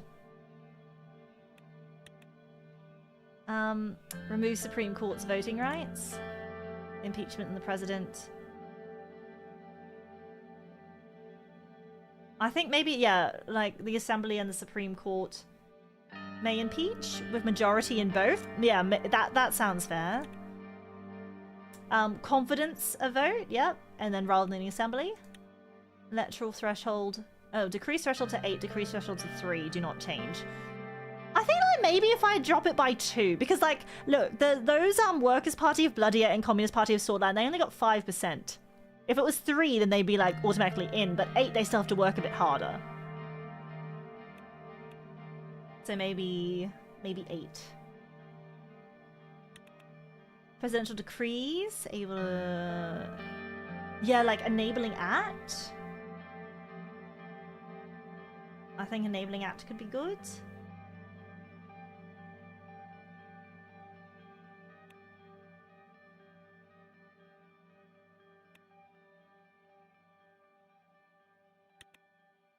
Term limits, limit of 2 terms. Immunity of justices. Justices may be impeached by the Assembly or do not change. I think I don't want to like. I think do not change. Give them their immunity because I'm already doing some things that I think that the justice is gonna hate, and I want at least the ones who I think I can bargain with to remain on my side.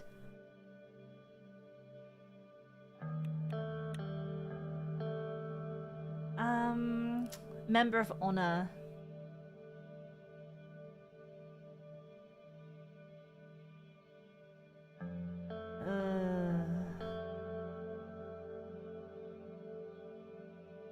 They are given the person who else is like, how old is Tarkin Soul? Is he like, surely he's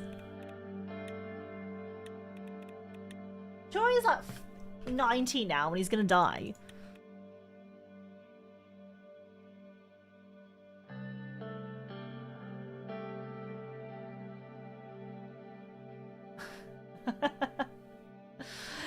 Surely he's at like 102 and is going to die really soon. And doesn't even need it, it's fine. He did make it for himself.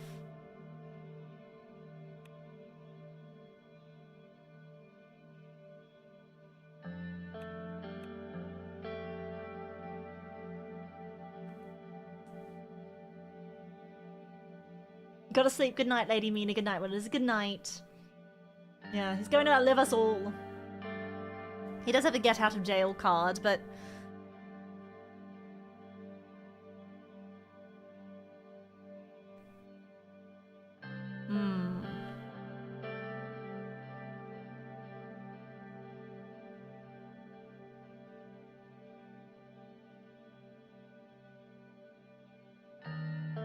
Yeah, remove immunity, maybe?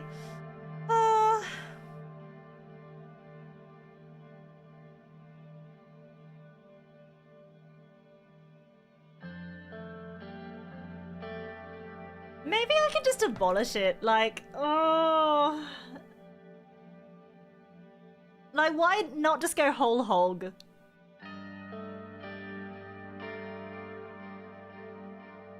If it was just a ceremonial title, but like... Yeah. Immunity or the title? But like, does he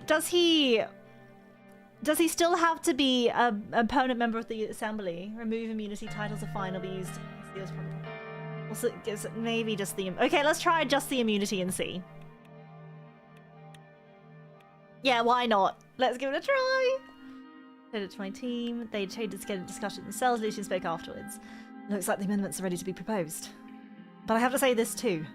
The new electoral threshold will be really difficult for the party to accept. Our guys are not fond of that idea. That's true. It'll be tough to get all their support. Some of our members may even try to openly fight us against this.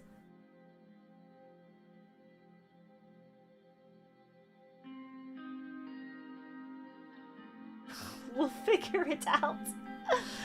We'll figure it out. It's fine.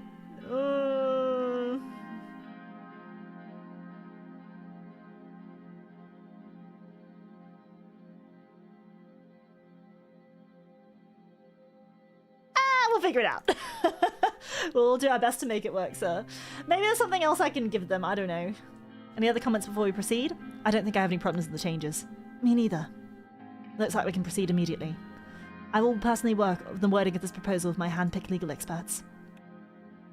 With Mrs. Morgan's reputation as the most experienced attorney, this proposal will be bulletproof. Chief Justice also will have a hard time convincing others to oppose it. In the meantime, you must introduce this proposal to our party. You'll need them to get back to us if we want to pass the assembly. Sir, I advise you to first talk with the leaders of both Conservative and Reformist wings of the party. As far as I'm aware, Mr. Clavin supports the reforms already. Mrs. Tory will be the real problem. She became the real heavyweight after we left for the executive. Any advice in regards to dealing with them? As Mr. Vetton said, Mr. Clavin will probably be easy to persuade. You need to unite the party under this, so his support is vital. Mrs. Glory will be tough to break. The problem is that she's capable of turning the moderates and the Conservatives against us. As much as I don't want to say this, if she makes demands to change the proposal, you may need to give in.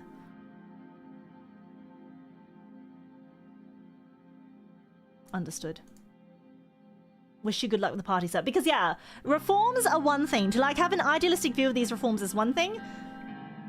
Actually getting things passed is another. And sometimes we have to make concessions in order to get things passed, right? I think we can end the meeting here. We all shook hands and they left the room.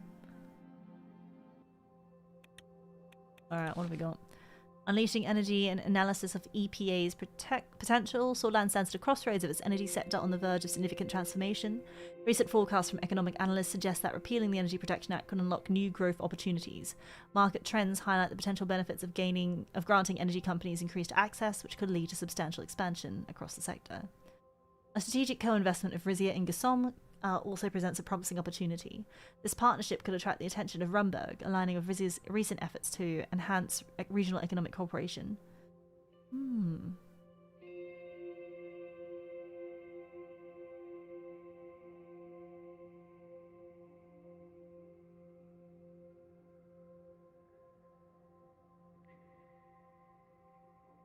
Emphasizing government action and reassess. Like, what do we mean could attract the attention of Rumberg?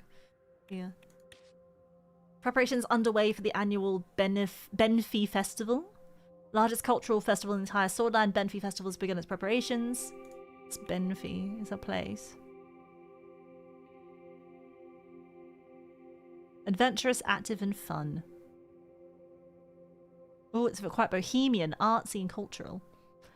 For those who do not have tickets, can, as always, enjoy the events that span the whole city, especially after the recent events. We can't wait for 4 days of panels, theatres, plays, exhibitions, and music. Rain leading promised reforms. The sources informed us the plan is underway by the government to start drafting of the reform package. Finally, we seem to have a president who pursues something significant in the early days of his term. President Rain's already proving that he's the right man for the job, as rumours circulate about successful talks of a future proposal in collaboration with important figures from the PFJP. The significant development as will show that the administration is listening to the will of the Swordlish citizens.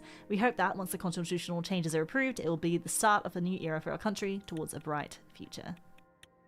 Damn, constitutional reforms. Crazy. Current proposal. There we go. Alright. Whole sword. Read the report.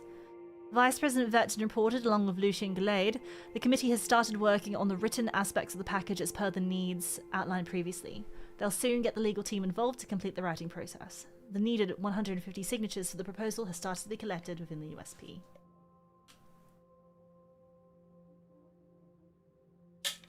I had to have a sip. Lots of talking. Green regeneration, ecological, economic nurturing. The green has been proposed by the Assembly, aiming to encourage a more sustainable approach to industry in Groony. Section 1 of this act would impose strict regulations on industrial pollution and waste disposal, particularly in the Groony region. Businesses not complying with these new standards may face hefty fines. I don't have do I have the budget for this? Like oh.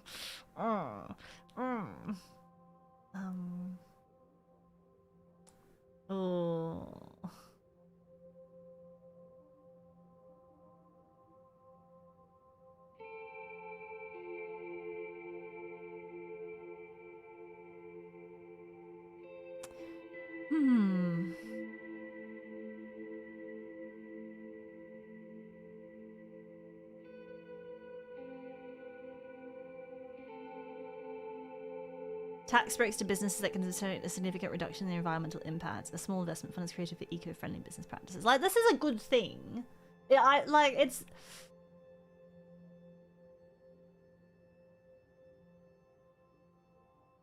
I can go up to -20 money. How, like, that's the only thing. Like, I'd sign the act if I had the money, but like, how much, what do you think is a good amount of debt to have?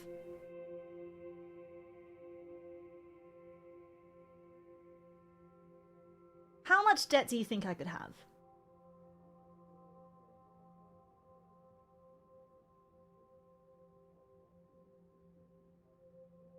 I think I should have a little.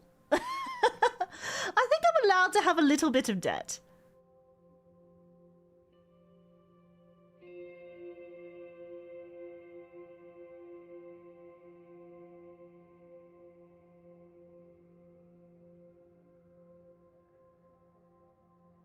Like, it is investing in them, it's giving them tax breaks, and I think businesses actually will appreciate that.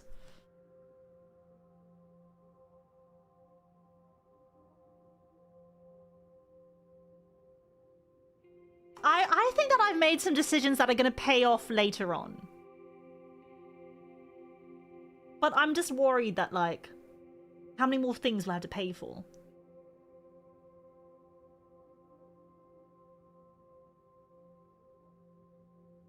Like, if they don't comply, they'll be fined, and then I can use the revenue back in the government budget. And then the tax breaks, but if they, like, since I've now invested in Gasom, if they actually, like, increase their eco-friendly business practice, I think that might be good PR.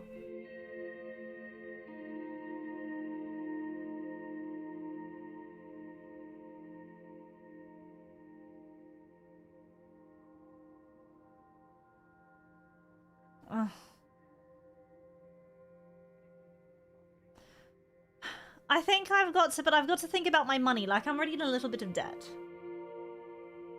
Yeah, I don't know if we absolutely need it right now.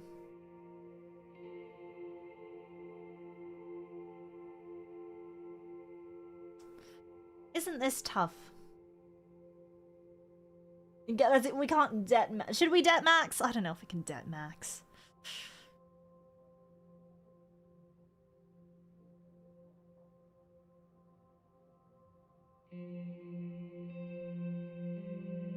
I don't think...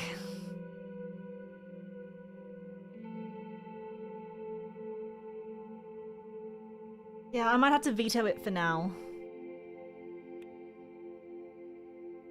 It's just, if I had all the money in the world, I would do it, but...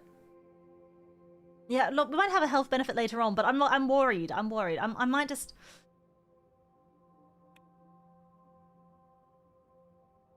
It's like, it feels like I would really want to do this if I had the money, but I'm worried that I don't have the money for it.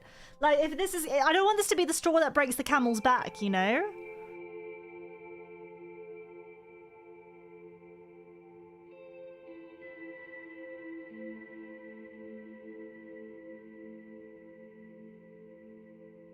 I don't have all the money in the world. I'm sorry, environment. I promise I will get back to you eventually. The radical is not gonna like this. Oh god! Oh no, they hate it. A pragmatic move. Well, look, Whole Sword Post thinks it's good. Not come at the cost of economic stability. All right, well, we'll see if that works out. I need to save my debt, I think. I've got a dinner. Oh, I don't, it's not that I hate the environment. I really would love to, but I just don't have the money, and I'm worried that, like, if I overspend now, it's gonna, like, I'm gonna have something that costs, like, 2 environment budget later on, for, like, bloody children in schools, and then I can't do it because I thought of the bloody environment first.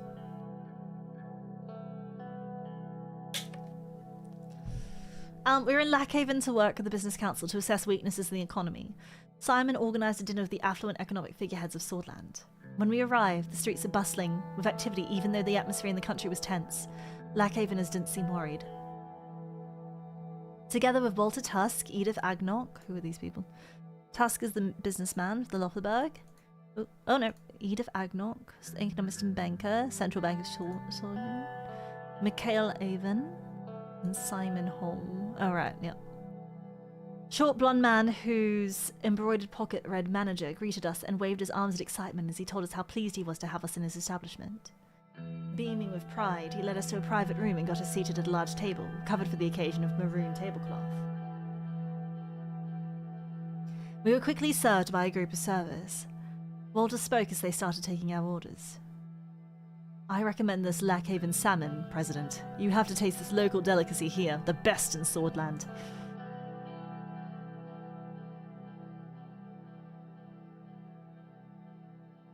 Lesbian pasta.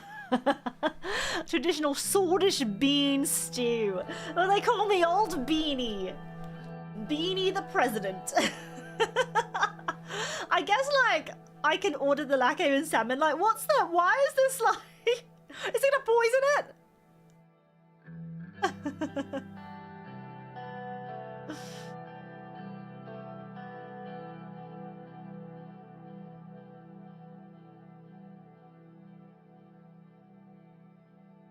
The Old Beanie eating the bean stew. I guess I'll just have the salmon. Look, local delicacy. I'm a man of the people. They're looking at me. I ordered the Lackhaven salmon for the main course. The servers took their notes and asked about the second dish. Salmon and rice or salmon and salad or no more? Why is this a decision? Why do I have to make this?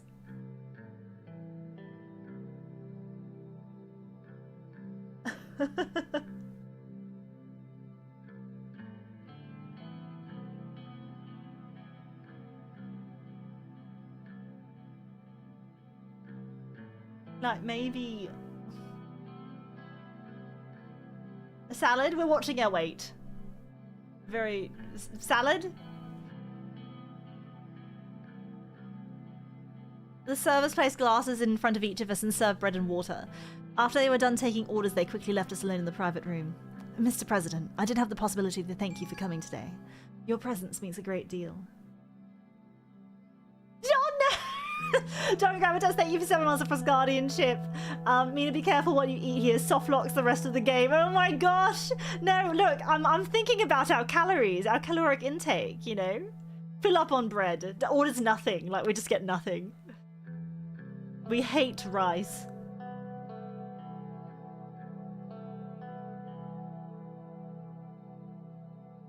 Indeed, sir. It's an honor to dine with you.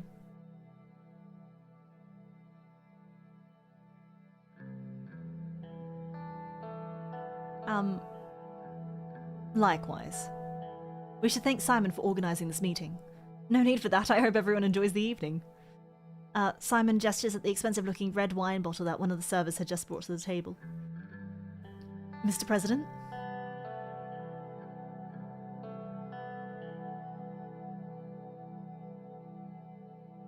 Oh my god, and why is this like, why do I have to worry about, am I drinking? Like, is he trying to poison me? Like, what is going on? What is going on?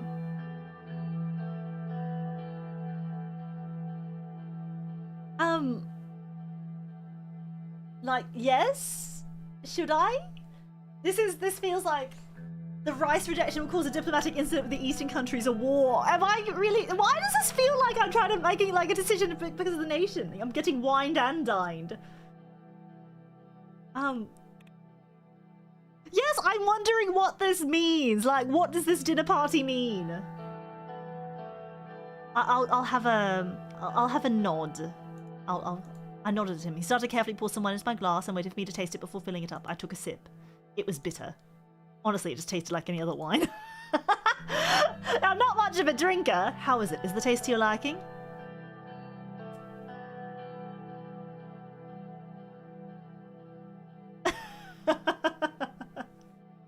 It has a sour and delicate vegetal character. Is it okay as your own tasting? No, what is this? Why do I have to? Why do I have to comment on the bloody wine? I hate this so much. It's like, it's asking too much from me.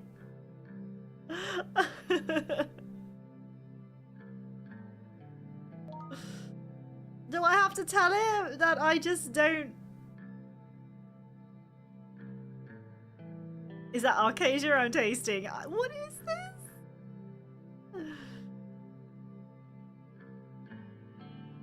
The snobbery, it's a dinner ritual.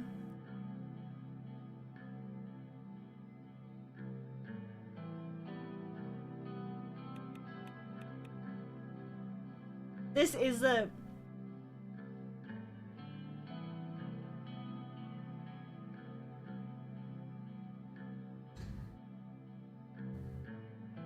Yeah, I was like, is it arcade your own tasting? What? No. No, I tried to be a wine snob and it backfired. Damn it.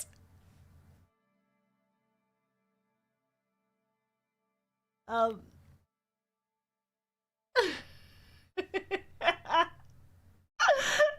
I cringe. Oh no, I was caught. I said the wrong thing.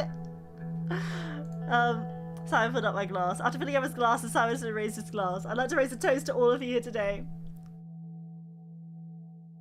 We're meeting here tonight in difficult times, but I believe that with hard work, cooperation, and trust, we'll get through this period as well. I lost my aura. I'd like to thank Mr. Rain again for his decisiveness when it comes to economic policies. I'm sure we'll stop this recession. I also thank Mr. Tusk for being here with us today. His presence is an honor. Yeah, look everyone, he doesn't know wines! And of course, my colleagues from the Business Council, Mrs. Agnock and Mr. Avon. Without you, none of these would be possible. Let's drink to future cooperation and growth. For a prosperous Swordland.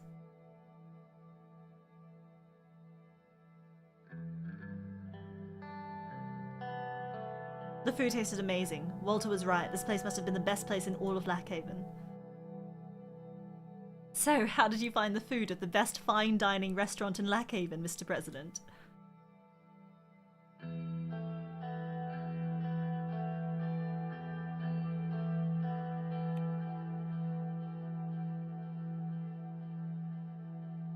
Oh my god, do I just be like, do I go back to old, like, they know I'm a country bumpkin?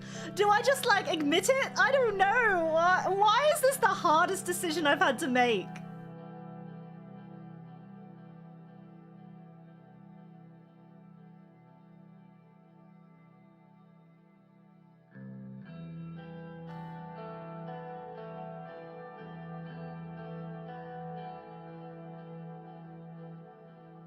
Yeah, I tried aura farming, but I failed.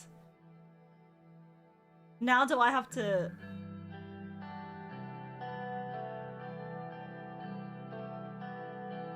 Now everyone's too rich for me, I hate this.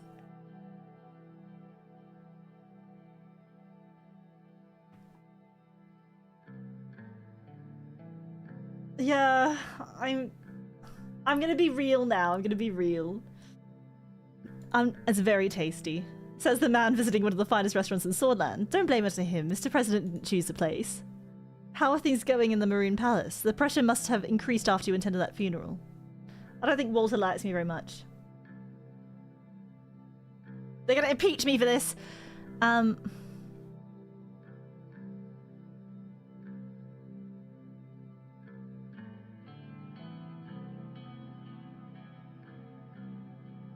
It did, but it was the right decision. Of course, I didn't mean to criticize your decision. Why does it feel like this is the most awkward dinner I've ever had in the history of ever? Ah! Chief Spartan, thank you for the super chat. This is what we call lobbying legal bribery. I'm so awkward. I'm so awkward. I hate this. I like mixed swords, yeah. As he conversed with Mikhail, I heard Walter raise his voice in apparent argument with Edith and Simon. We both stopped to listen. Arcadia knows the right way of doing business. Their approach to the world is real and raw. I prefer that cutthroat approach in comparison to the niceties. Well, I mean, it's a nice country to visit too. I've travelled there often on business trips. Their attitude on all countries are nice to visit if you have the cash.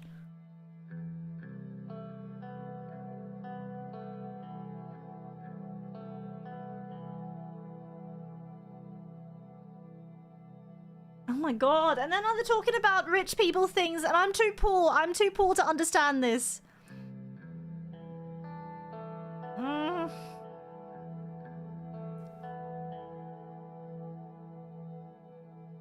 Yeah, do I awkwardly cough?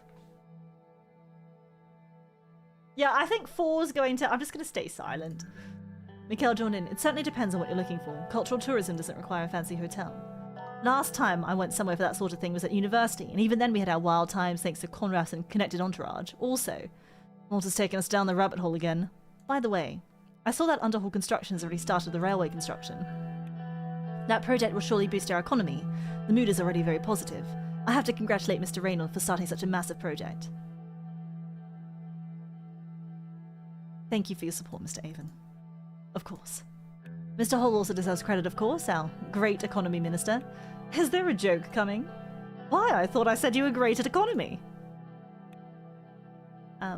I've heard that you've bought a new villa, Simon. I don't comment on rumours, but I'll make an exception since we're among friends. It's true. Where is the property? It says a small seaside villa on the outskirts of Conriat. Okay. It's just a modest house with a swimming pool and a small golf course. Sorry, what? Sorry, what? Simon, what? Sorry, what? A small golf course. Oh, like only 6 holes?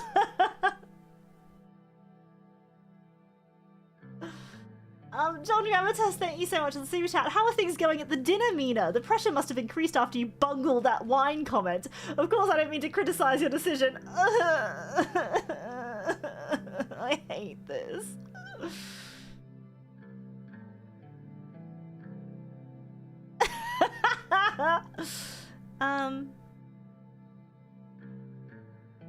Maybe like great city to buy real estate in. Conrad seeing a surge of investments. Underhall Construction made a fortune constructing houses there. Where there's demand, there's supply. The market rules supreme as always. Edith, who was sitting to my left, gently put her hand over my arm for a few seconds. Edith, I'm a married man! Edith, please! I'm a married man, how dare you! Come on, let's not talk about finance or politics for now. We came here to relax. She turned to Walter and Simon. Isn't that right, gentlemen? They nodded at her and took a sip from their drinks. She slightly leaned towards me. So, Mr. Rain, why don't you tell us about what's behind that strong character of yours? I've heard that you were brought up in the capital and experienced all the power shift as it happened. Is that right? It must have been tough.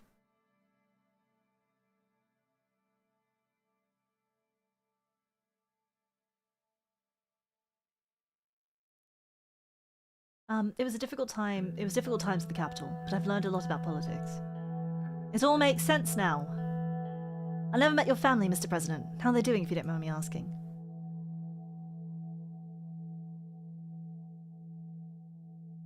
This is, like, tough. Like, what do I say? God. Like, that one's kind of a bit... I don't talk about this. We don't talk much since I became president. Doing great. We have no problems. God, Yeah, we're doing great. We have no problems. Edith, stop touching me, you lecherous woman. Me and my wife are stronger than ever.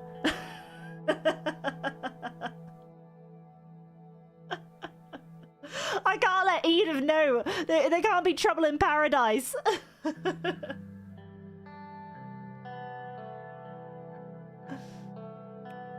Doing great. That's great to hear. Your son must be very proud of you. Family's everything. My advice would make sure that Frank has a solid relationship with you. He's your future after all.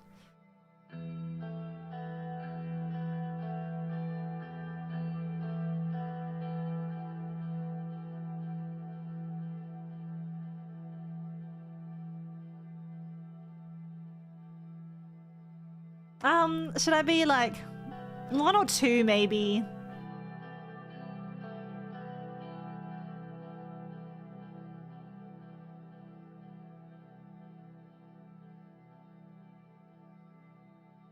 A 4? Why do you even care? And I hiss at them. I hiss at them like a cat.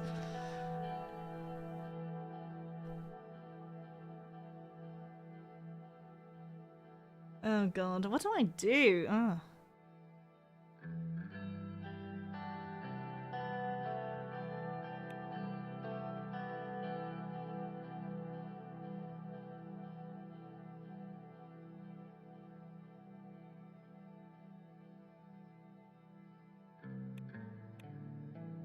Yeah, maybe like that one.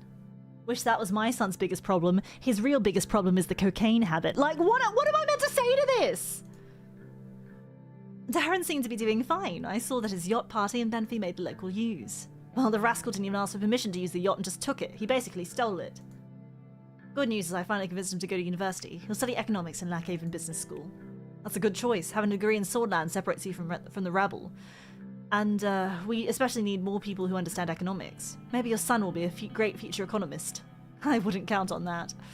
But I agree that we need more economists to enter politics. It's unfortunate that Ewald Alfonso was the only leader who actually studied economics. He turned to me. Not that I mean anything against you, Mr. Rain. Okay, calm down. What did you just say to me? And I start fighting him.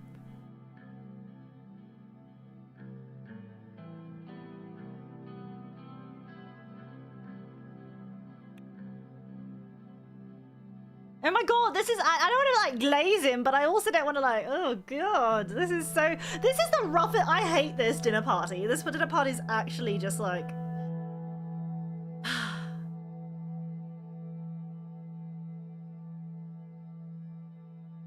it actually makes me like, oh, I don't like this. I don't like this at all. I don't like this at all. I don't like this at all. Why? Why? Yeah, studying doesn't get you to the finish line. Let's just do that one. True, but I think it was his ambition that brought him down. Too many big changes in a short time frame. Yeah, can we just have a war now? I don't like this. I don't like it. It's bad. I hate this. Correction, it wasn't his policies that destroyed him. It was the old guard.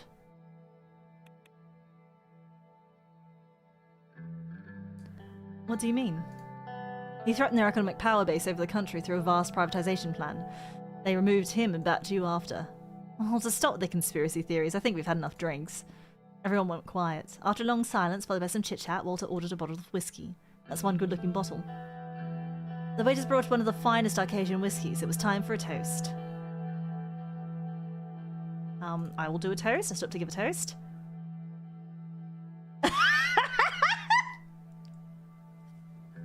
A Magna Vescor!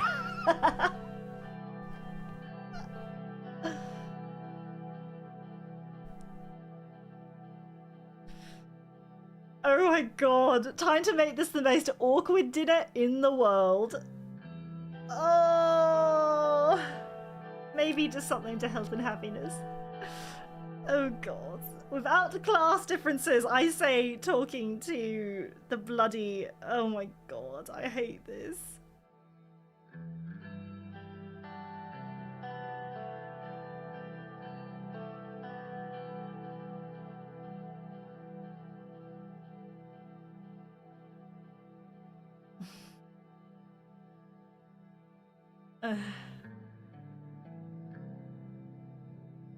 Awkward maxing.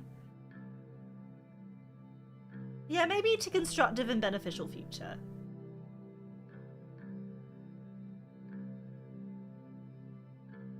Like, to full communist, oh my god.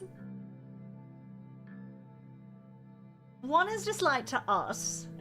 2 is maybe a little bit more like opening. Wealth and success, I don't want to like capitalist max.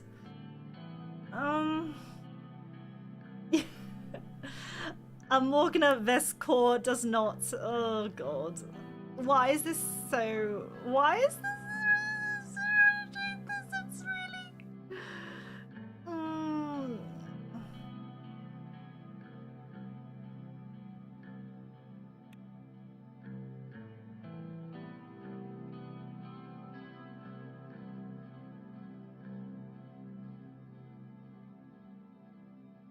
Yeah, can we go back to making decisions that affect the fate of millions? As less stressful this. This dinner is actually so. Let's. Oh god. No, I'm just gonna go. Raise to our health and happiness, the two things that one needs for a happy life. I would gladly drink to that. Me too. I think it's time we call it a night. Edith stood up. Most of us were a little tipsy at this point. I want to thank you, Mr. President, for joining us, and you, Simon, for putting this all together. Oh my god, stop trying to flirt with Edith. Thank you, Edith, for joining with a bunch of ugly rich men. See you later, toots. Like, what is this? Thank you all for being here. It was great. Thank you. Thanks for being here. Bidding a farewells, he slowly walked out of the restaurant. The moon was shining bright as everyone except Walter left in their luxury cars. President, a moment alone, please. Call me inside the small VIP lounge. Ignore him and leave. See ya.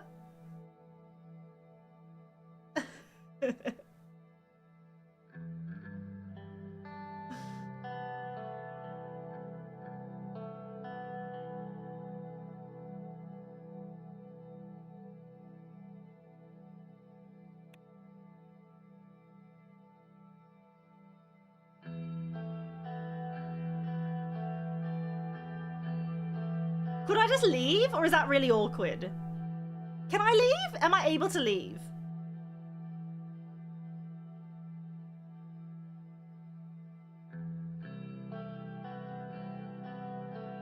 Just hear him out? Okay. Usually the Lothar spokesman doesn't directly comment on the administration, but I'd like to say a few things since this was a special evening.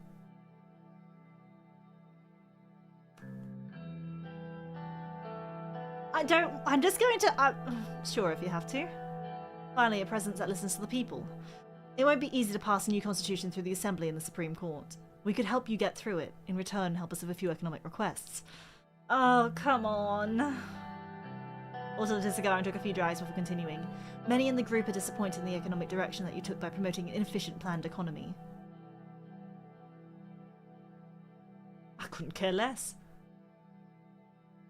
Promises made during the election had to be upheld. That's the main reason behind the decision. Political motivations are admirable, but economics is about numbers and the current reality, not the past. He looked me in the eye. You rejected our previous discreet offer to pick Underhold construction for the execution of the first mega infrastructure project. However, you still made the right choice. Your party not getting that donation is unfortunate, though. Why someone wouldn't want that money is beyond me, because I'm not corrupt! We are aware of the upcoming tax meeting, and it would be a step in the right direction if private corporations would get a tax cut. To boost the economy with job creation, of course, and the positive side effect would be our support to the administration throughout the entire term.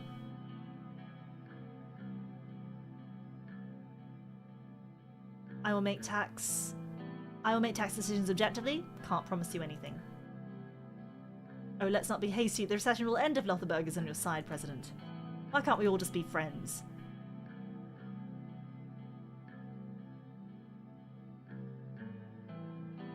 Like, maybe I will. I don't know, but I'm not sure. You know?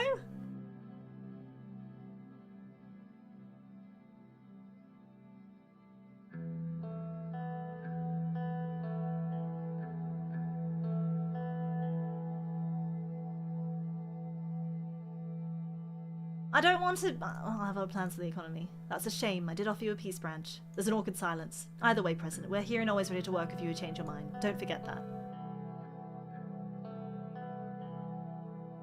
I will think. I'm just going to say this, and then I'm going to leave. I'll think about it, but not now. Walter left and Sergei came to pick me up. I entered the car and we drove to our residence in Lackhaven. Sergei took the seaside route. Ugh. Ugh. Ow, horrible. Car bomb attack. Car parts in Agno Sordish-dominated neighbourhood in the outskirts of Arvery has exploded. Arvery police reported that there are no casualties or injuries. Initial investigation found that the car was rigged with a timed bomb. No perpetrators have been found connected to the incident so far. Further investigations are ongoing and details have not been shared with the public. School poisoning connected to Bloodish woman. Vilma Asir, who was working at the school kitchen, was apprehended with connections to last week's school cafeteria poisoning in Rybel. The act was found to be politically motivated as the perpetrators are connected to the banned Bloodish Freedom Party. Asir is suspected to have been an active member of the Bloodish Freedom Front since the start of the year. She's been sentenced to 60 years in prison. You can rot. Alright, let's look at the news. Whole sword. Bill on the rights of workers being drafted. The Grand National Assembly Swordland will vote on a bill on Thursday to protect workers' rights in Swordland that supporters are calling the most ambitious pro-Labour legislation in decades, and which one USP representative has dismissed as the worst bill in the Assembly. The Workers' Protection Act has strong support from both the PFJP and the NFP as well as Labour leaders. The bill was a result of a bipartisan effort from the leading figures of the PFJP as well as the Ministry of Health, led by Pascal Benawol. It was proposed to the Assembly by Representative Albin Clavin from the USP. Workers' Protection Act amends the Labour Act by establishing a minimum wage of 2.5 SR per hour and adding guidelines on overtime work as well as safety and protection guidelines. It also extends the rights of the workers to all migrants, acknowledging their rights as workers in Swordland. The bill also makes it illegal for corporations to force workers to do unpaid overtime work. Companies who fail to abide by the rules established with the bill will be heavily fined by the government and may be forced to face legal action. Workers' rights! What are they asking for next?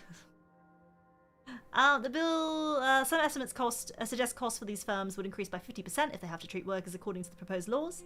Despite the bill coming from the governing USP, it faces a huge opposition inside the party. However, with the support of the PFJP and NFP, the bill has a high chance of passing the Assembly. Oh god! Morbel miners asked 112 dead. Disaster hit Morbel last night when one of the main support shafts in the Morbel coal mine collapsed, trapping many coal miners inside. The collapsing structure has also started an underground fire, turning the sky black with ash and sorrow in Morbel today. As reported by the government, the current death toll sits at... Where is Morbel? Oh no. Investigators told us that this might have happened to the neglect of the Nadam mining group.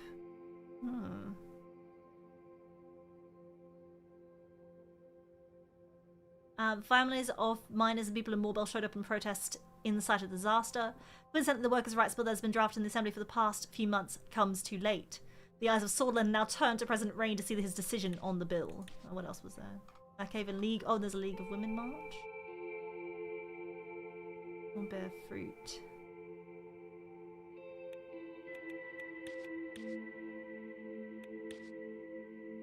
Here we go. President meets with Business Council. Our sources have reported that yesterday President Rain had a meeting with the Business Council behind closed doors in Lackhaven, which later continued with a dinner in a 5-star Esteria restaurant with leading figures from the council. The agenda of the meeting was not disclosed, and the contents of the meeting remained a secret. Oh, thank God that they didn't report on me not knowing my wines. But it can be expected that President Rain has discussed the future economic plans of his administration, as well as listening to the concerns of the leading industry figures. The outcome of the meeting will hopefully arrive quickly with positive developments and more transparency compared to today. Alright. Meeting in the Energy Protection Act of 1932. Maybe I stop for... like... I feel like I'll stop after the very awkward dinner because I've made a few big decisions today. And then we'll do meeting on Energy Protection Act. But what did they say about the wine, right? Like, thank God they didn't report on... It's reported that the president had a horrible taste in wine, but he did order the salmon with... What would have happened if I ordered, like, pasta and rice or something? Or pasta and salad or something?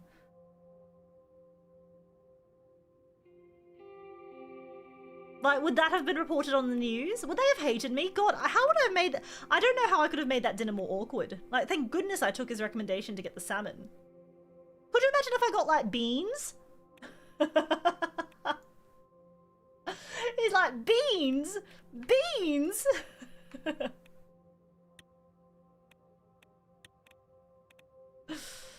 Oh, goodness.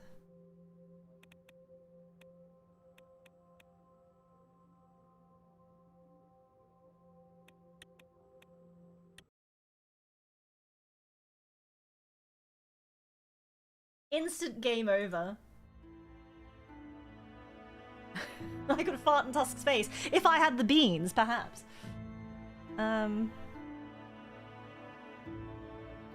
Alright. Let me, wake my face up. Hold on.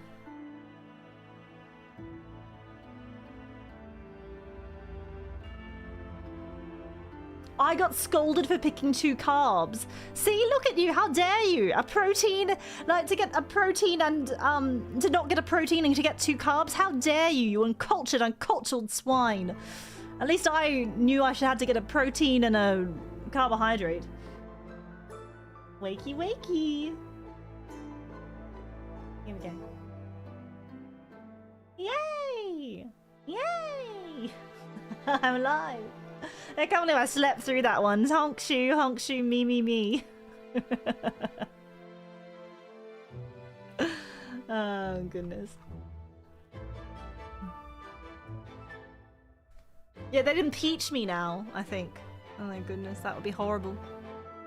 My impeachment. My impeachment. All right. I think that's really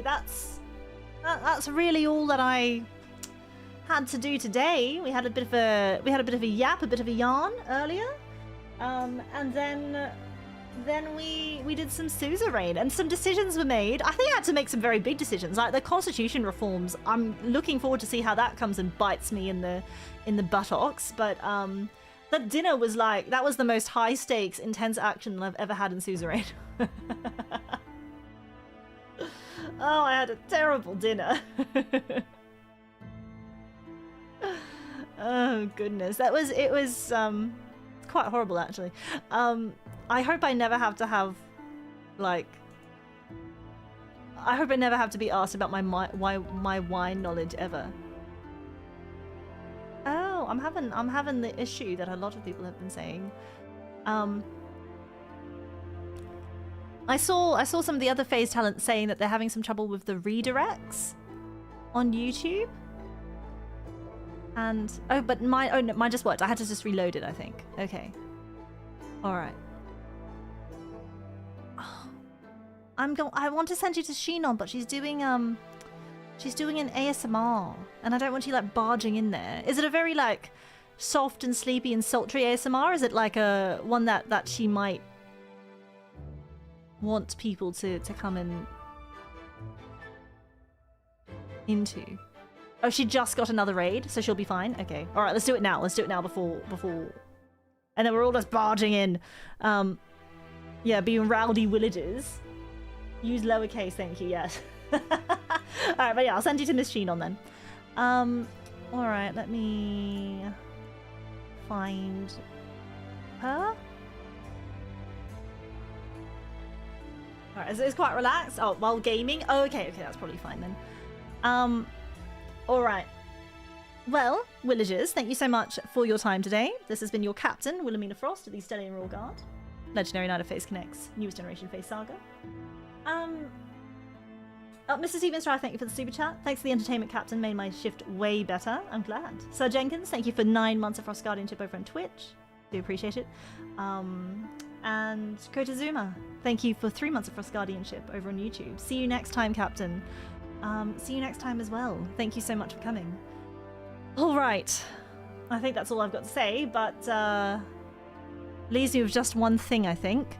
No matter where you are in the world, I hope that you have a good morning, a good afternoon, or perhaps even a good night.